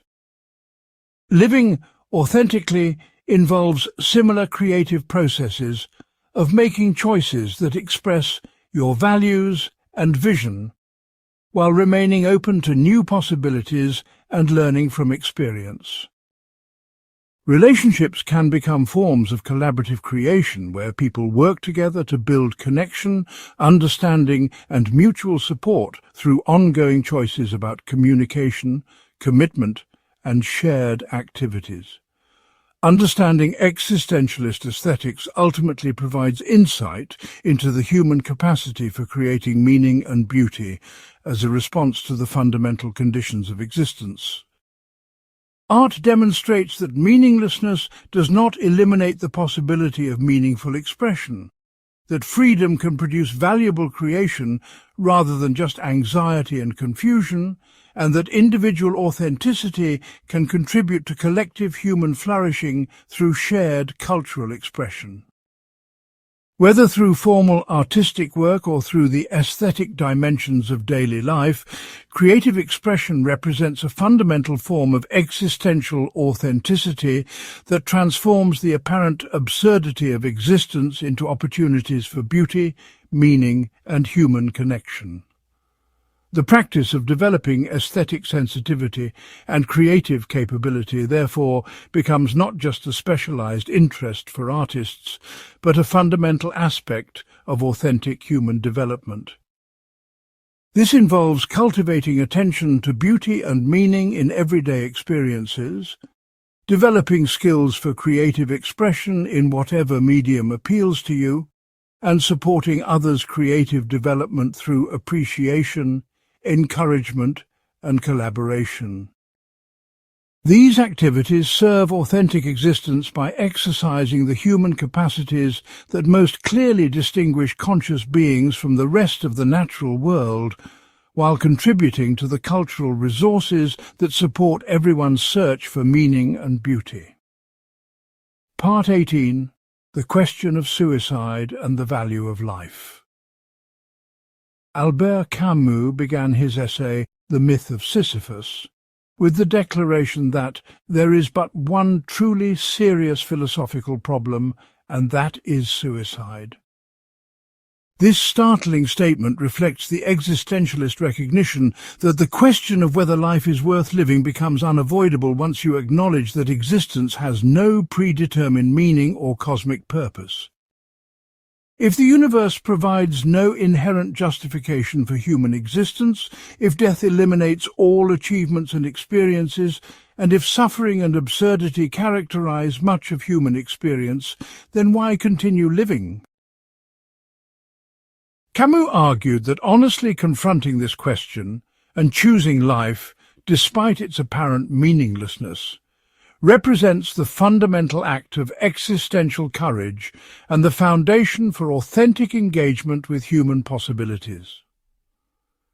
The question of suicide in existentialist philosophy differs from psychological or medical approaches that focus on mental illness, emotional distress, or social factors that increase suicide risk. While these factors certainly matter for understanding and preventing suicide in practical terms, existentialist analysis examines suicide as a philosophical response to the fundamental conditions of human existence rather than as a symptom of particular disorders or circumstances. This perspective suggests that everyone who honestly confronts the apparent meaninglessness and finitude of existence must decide whether life remains worth living without external justification or guarantee of ultimate significance. Camus identified several common responses to existential meaninglessness that he considered forms of philosophical suicide because they avoid confronting the real conditions of human existence. Religious faith that promises ultimate meaning and eternal significance provides one form of escape from existential anxiety. But Camus argued that such faith requires abandoning intellectual honesty and accepting beliefs that cannot be rationally justified. Similarly, ideological commitments that promise historical progress or ultimate justice can provide meaning and purpose, but often require ignoring contradictory evidence and surrendering individual critical judgment. These responses avoid the anxiety of meaninglessness, but at the cost of abandoning the rational inquiry and honest assessment that Camus considered essential to human dignity. Physical suicide represents the most direct response to existential meaninglessness, the decision that life without cosmic purpose or ultimate significance is simply not worth the effort and suffering it requires. Camus acknowledged the logical appeal of this response, while arguing that it represents surrender to absurdity rather than authentic engagement with the human condition. Suicide eliminates the problem of meaninglessness by eliminating the consciousness that experiences the problem, but it also eliminates the human capacity to create meaning and value through choice and commitment, despite the absence of cosmic justification. Instead of these forms of escape, Camus advocated for what he called revolt, the decision to continue living while fully acknowledging the absurd conditions of existence. This revolt does not involve trying to overcome or resolve the absurd, but rather accepting it as the permanent backdrop for human existence, while refusing to be defeated by it. The revolt includes maintaining human values like justice, beauty, and compassion, not because they reflect cosmic truth, but because they represent authentic human responses to existence that create meaning within meaninglessness. This approach requires ongoing courage because it offers no final resolution or external validation for the choice to continue living and creating meaning. The workplace provides examples of how these existential questions appear in daily life when people confront the apparent meaninglessness of much professional activity. Someone experiencing career burnout or disillusionment might question whether their work contributes anything of lasting value or whether their professional efforts matter in any ultimate sense. The existentialist response would not involve finding cosmic justification for their work, but rather choosing what kind of professional engagement reflects their authentic values and contributes to human flourishing within the limited context of their individual life and immediate community. Relationships also raise existential questions about value and meaning when people confront the temporary nature of all human connections and the inability to guarantee lasting love or understanding. The knowledge that all relationships will eventually end through death, change, or separation can make intimate connection feel futile or pointless from a cosmic perspective. Yet existentialist approaches emphasize the present value of authentic connection and mutual care, rather than seeking relationships that provide eternal significance or permanent security. The temporary nature of connection can make it more rather than less precious when approached with full awareness of its limitations. The question of having children presents particular challenges from an existentialist perspective because it involves bringing new consciousness into existence that will inevitably confront the same existential challenges and eventually face death. Some people question the ethics of creating new life when existence involves suffering, anxiety, and ultimate meaninglessness. Others find in parenting opportunities to contribute to human flourishing and to experience forms of love and care that justify existence despite its difficulties and uncertainties. The decision cannot be resolved through abstract reasoning, but requires individual choice based on personal values and assessment of what makes life worth living. Creative work often provides examples of how people create value and meaning despite recognition of their ultimate transience and limited impact. Artists, writers, musicians, and other creative workers frequently produce works that will be forgotten or ignored. Yet they continue creating because the process itself provides meaning, and the work contributes to human culture and understanding during the brief period of its existence. The temporary nature of creative achievement does not eliminate its present value for both creators and audiences who encounter meaningful artistic expression. Social and political engagement demonstrates how people can work for justice and human betterment, while acknowledging that all social progress remains temporary and that future generations will face their own versions of social problems and injustices. The knowledge that no political victory is permanent and that utopian social arrangements remain impossible does not eliminate the value of working to reduce suffering and expand opportunities for authentic living within present circumstances. The revolt against absurdity includes refusing to accept preventable injustice and suffering, even while acknowledging the limitations of all human efforts at social improvement. Understanding the existentialist approach to suicide and the value of life ultimately provides a framework for choosing life based on present possibilities rather than ultimate justifications. This choice requires ongoing renewal because it cannot be made once and then forgotten, but must be reaffirmed through daily decisions about how to spend finite time and energy. The approach emphasizes the dignity that comes from choosing life despite its difficulties rather than because of external promises or guarantees. This creates what Camus called lucid indifference to ultimate questions combined with passionate engagement with immediate human concerns and possibilities. The practical implications of this perspective involve developing appreciation for present experiences, relationships, and creative possibilities without demanding that they provide ultimate meaning or permanent significance. This can reduce both the despair that comes from expecting too much from life and the cynicism that results from concluding that nothing matters if it does not last forever. The goal is not happiness in any conventional sense, but rather what Camus called the struggle itself, of creating meaning and value through human choice and commitment within the constraints of mortal existence.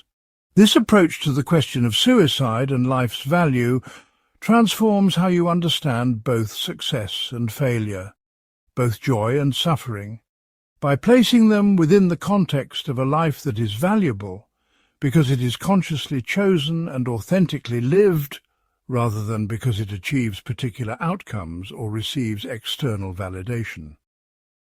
The measure of a life becomes not its duration, achievements or recognition, but the courage and authenticity with which it engages the fundamental challenges and possibilities of human existence.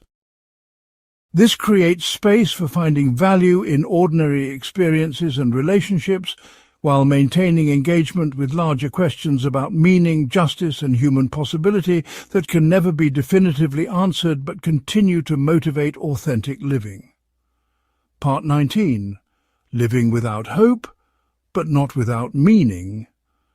One of the most challenging aspects of existentialism involves learning to live fully without the comfort of hope for ultimate resolution, perfect justice, or guaranteed meaning. This does not mean abandoning all future planning or positive expectations, but rather recognizing that authentic existence cannot depend on outcomes beyond your control or promises that may never be fulfilled.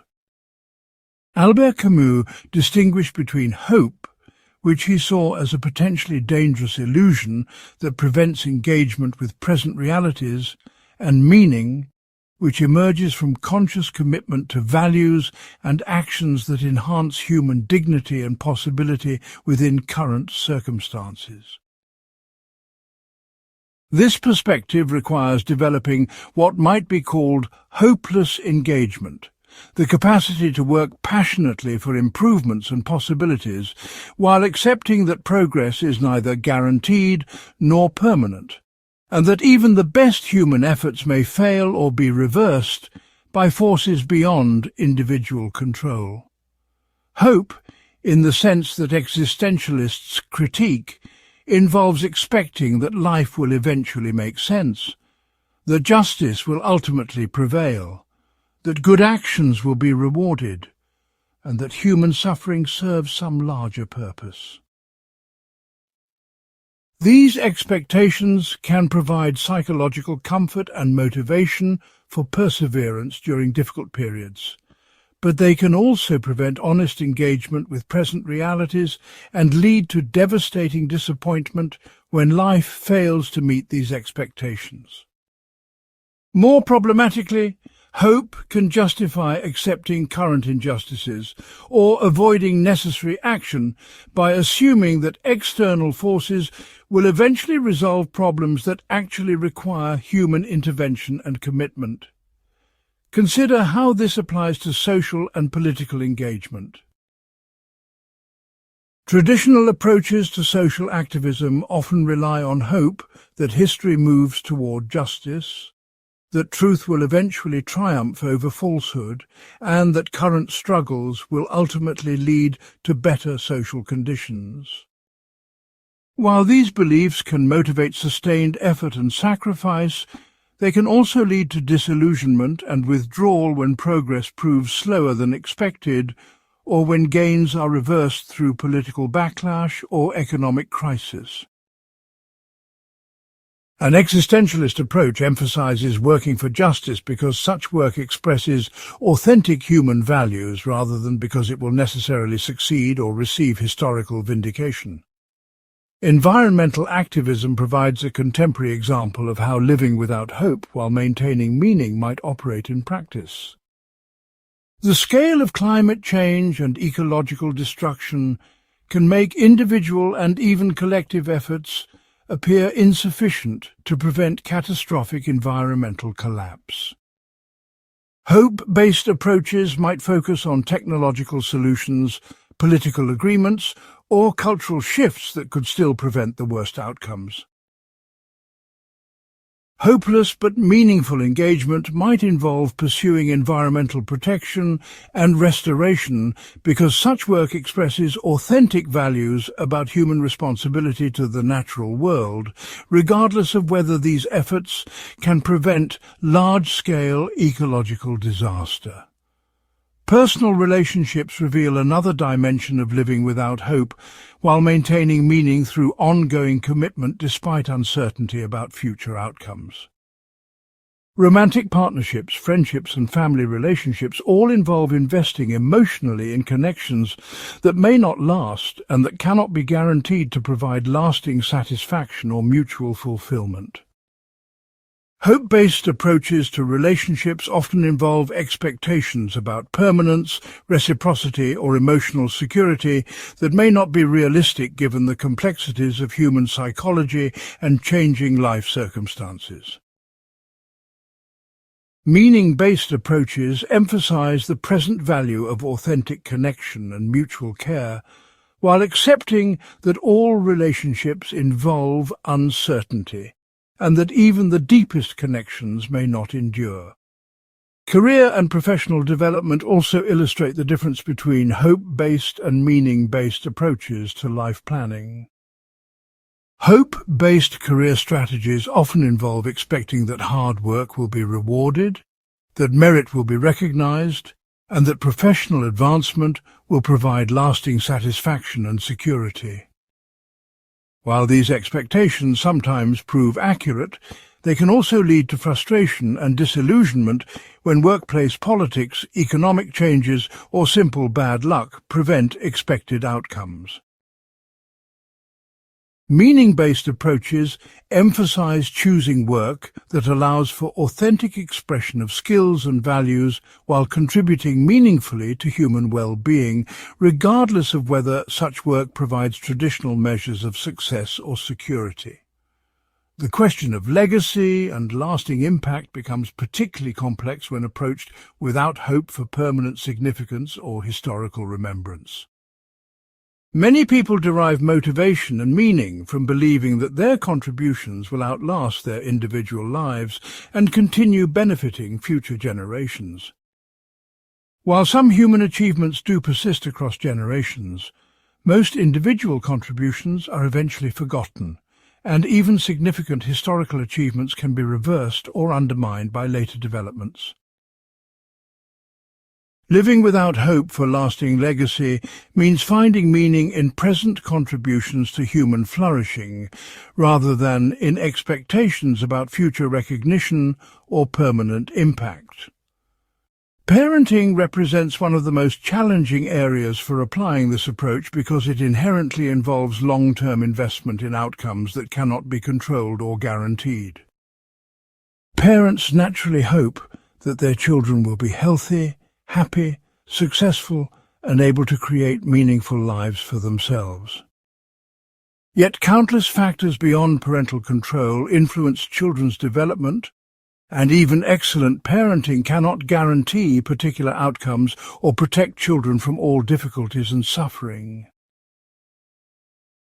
Meaning-based parenting emphasizes providing love, support, and resources that serve children's authentic development, while accepting that each child must eventually create their own approach to life's challenges and possibilities.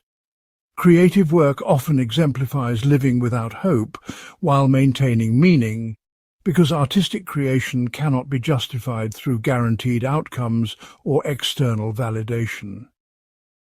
Most creative work receives little attention or recognition, and even acclaimed artistic achievements may eventually be forgotten or superseded by later cultural developments.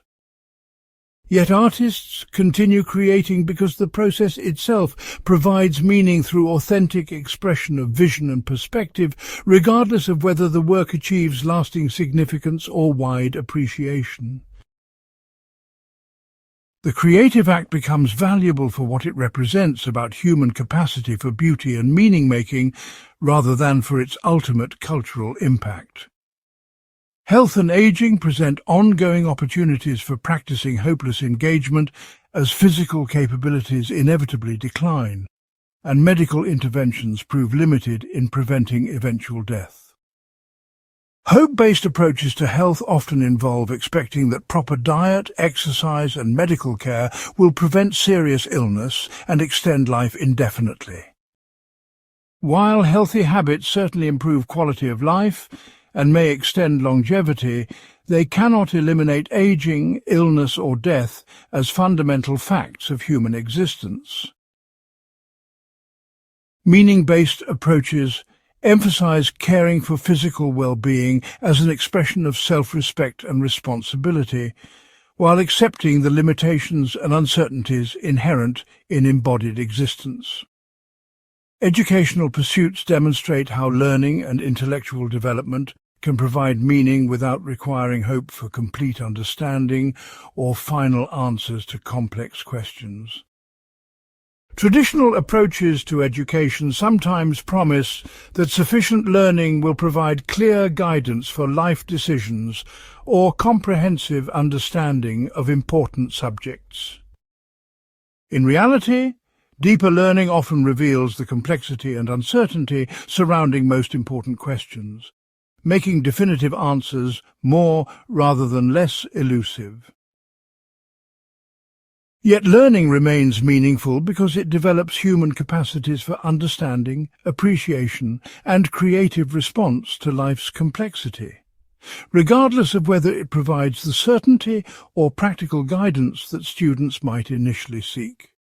Understanding how to live without hope while maintaining meaning ultimately provides a more sustainable foundation for engagement with life's challenges and possibilities. This approach reduces the disappointment and disillusionment that often result when hope-based expectations fail to materialize, while increasing appreciation for present experiences and opportunities that might be overlooked while waiting for future fulfillment. It also supports more authentic decision-making based on current values and circumstances rather than on expectations about future rewards or outcomes that may never occur.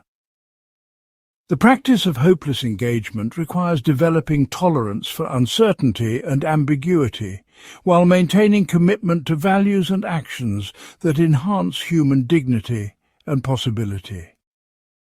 This involves regularly examining whether your motivations rely on external validation or guaranteed outcomes, and shifting focus toward the intrinsic value of authentic choice and meaningful action.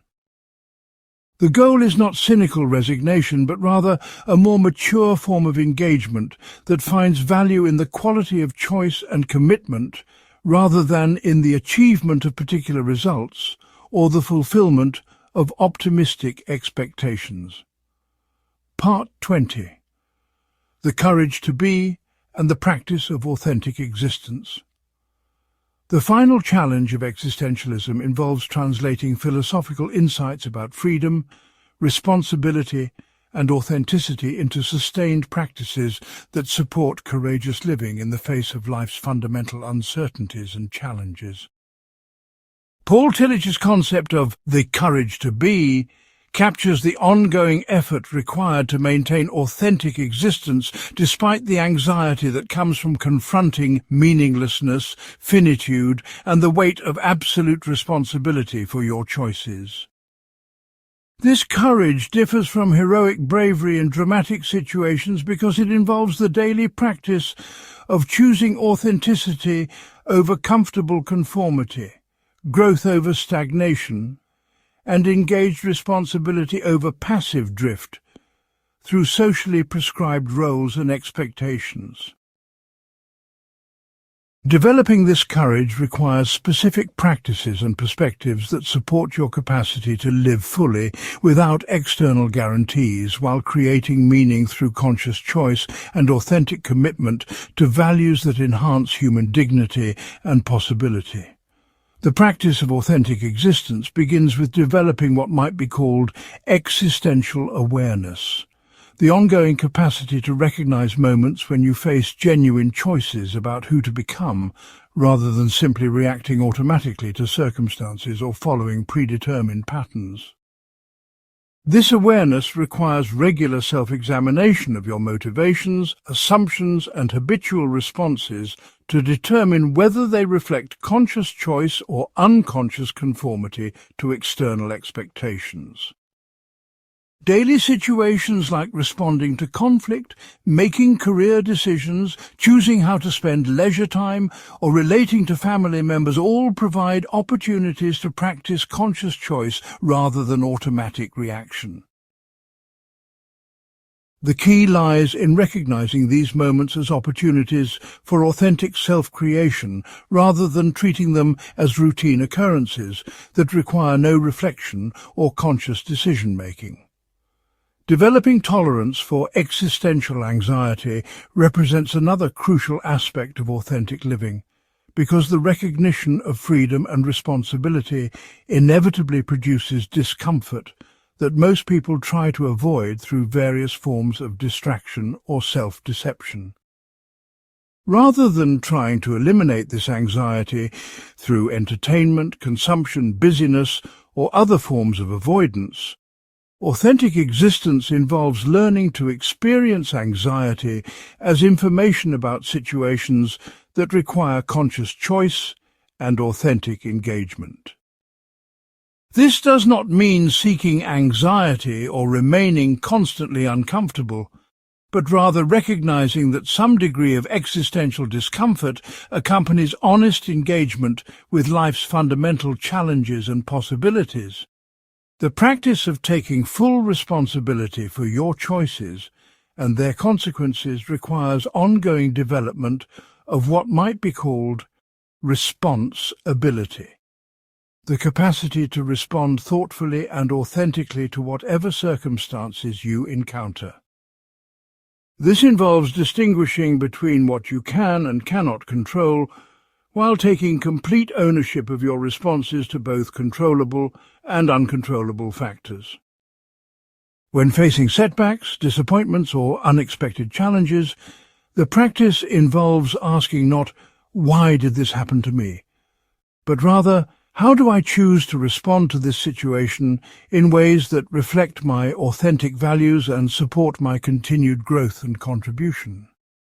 Creating and maintaining authentic relationships requires developing skills for what might be called existential intimacy, the capacity to connect deeply with others while respecting their fundamental freedom and accepting the uncertainty inherent in all human relationships. This involves learning to love without possessing, to commit without controlling, and to support others' authentic development, even when it leads them in directions you might not choose or prefer. Authentic relationships require ongoing negotiation between individual authenticity and mutual care, between personal growth and commitment to shared values and goals.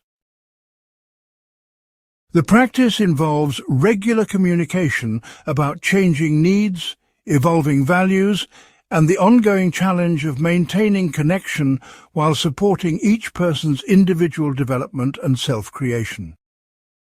Engaging meaningfully with work and professional development requires approaching career not as the discovery of predetermined calling, but as an ongoing opportunity to express authentic values while contributing to human flourishing.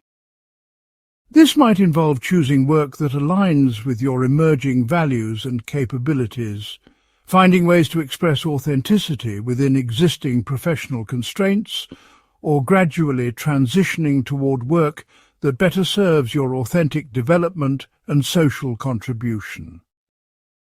The practice requires balancing practical necessities like income and security with deeper questions about meaning, growth, and the kind of professional identity you want to create through your work choices. Developing a sustainable approach to social and political engagement requires finding ways to contribute to collective human flourishing while maintaining individual authenticity and avoiding both cynical withdrawal and naive idealism. This might involve supporting specific causes that align with your values, working to create better conditions within your immediate community, or using whatever platforms and capabilities you possess to contribute to important conversations and positive changes. The practice requires balancing individual responsibility with recognition of systemic constraints, maintaining hope for positive change while accepting that progress is neither guaranteed nor permanent. The goal is sustained engagement that expresses authentic values rather than activity motivated primarily by guilt, external pressure, or expectations about particular outcomes. Creative expression provides opportunities for practicing authentic self-creation, whether through formal artistic activities or through the creative dimensions of daily life like cooking, gardening, conversation, or problem-solving. The practice involves developing sensitivity to beauty and meaning in ordinary experiences while cultivating whatever creative capabilities appeal to you as expressions of authentic perspective and vision.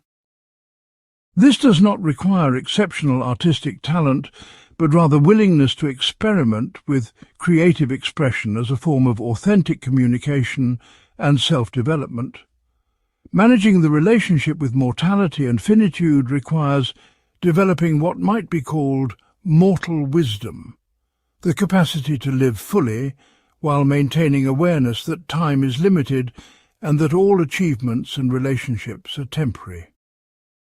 This practice involves using awareness of mortality to clarify priorities and deepen appreciation for present experiences, rather than allowing death anxiety to create paralysis or desperate attempts to achieve permanence. The goal is living with appropriate urgency about what matters most, while maintaining perspective about the temporary nature of all human concerns and achievements. This creates space for both passionate engagement with life's possibilities and acceptance of its limitations and uncertainties. Developing intellectual courage requires maintaining commitment to honest inquiry and critical thinking even when such thinking challenges comfortable beliefs or popular opinions. This practice involves regularly examining your own assumptions and beliefs, seeking out perspectives that challenge your current understanding, and accepting the discomfort that comes from recognizing the complexity and uncertainty surrounding most important questions. Intellectual courage also involves communicating your authentic perspectives while remaining open to new information and different viewpoints that might modify or improve your understanding.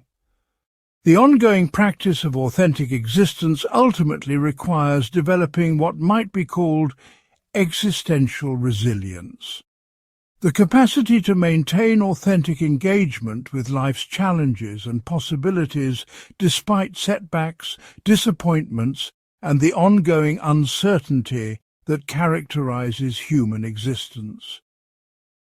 This resilience emerges not from confidence about outcomes, but from commitment to the ongoing process of conscious choice and authentic self-creation, regardless of external circumstances or results. It involves finding meaning in the quality of choice and engagement, rather than in the achievement of particular goals or the fulfillment of specific expectations. The courage to be authentically yourself in a world that often rewards conformity and punishes independence requires ongoing support through relationships with others who share similar values, engagement with literature and ideas that inspire authentic living, and practices that maintain connection with your deepest values and aspirations. This might involve regular reflection through journaling or meditation, participation in communities that support authentic living, or professional relationships with therapists or counselors who understand existential approaches to personal development. The goal is creating conditions that support sustained, authentic engagement with life's challenges and possibilities, rather than expecting to maintain authenticity through willpower alone. Understanding existentialism ultimately provides not a final answer about how to live, but rather a framework for approaching life's ongoing challenges with greater consciousness, courage, and authenticity. The philosophy offers tools for recognizing and claiming your fundamental freedom while accepting full responsibility for how you choose to exercise that freedom within the constraints and possibilities of your particular situation. It supports the development of relationships, work, creative expression, and social engagement that honor both individual authenticity and collective human flourishing, while accepting the uncertainty and ambiguity that characterize all human endeavors.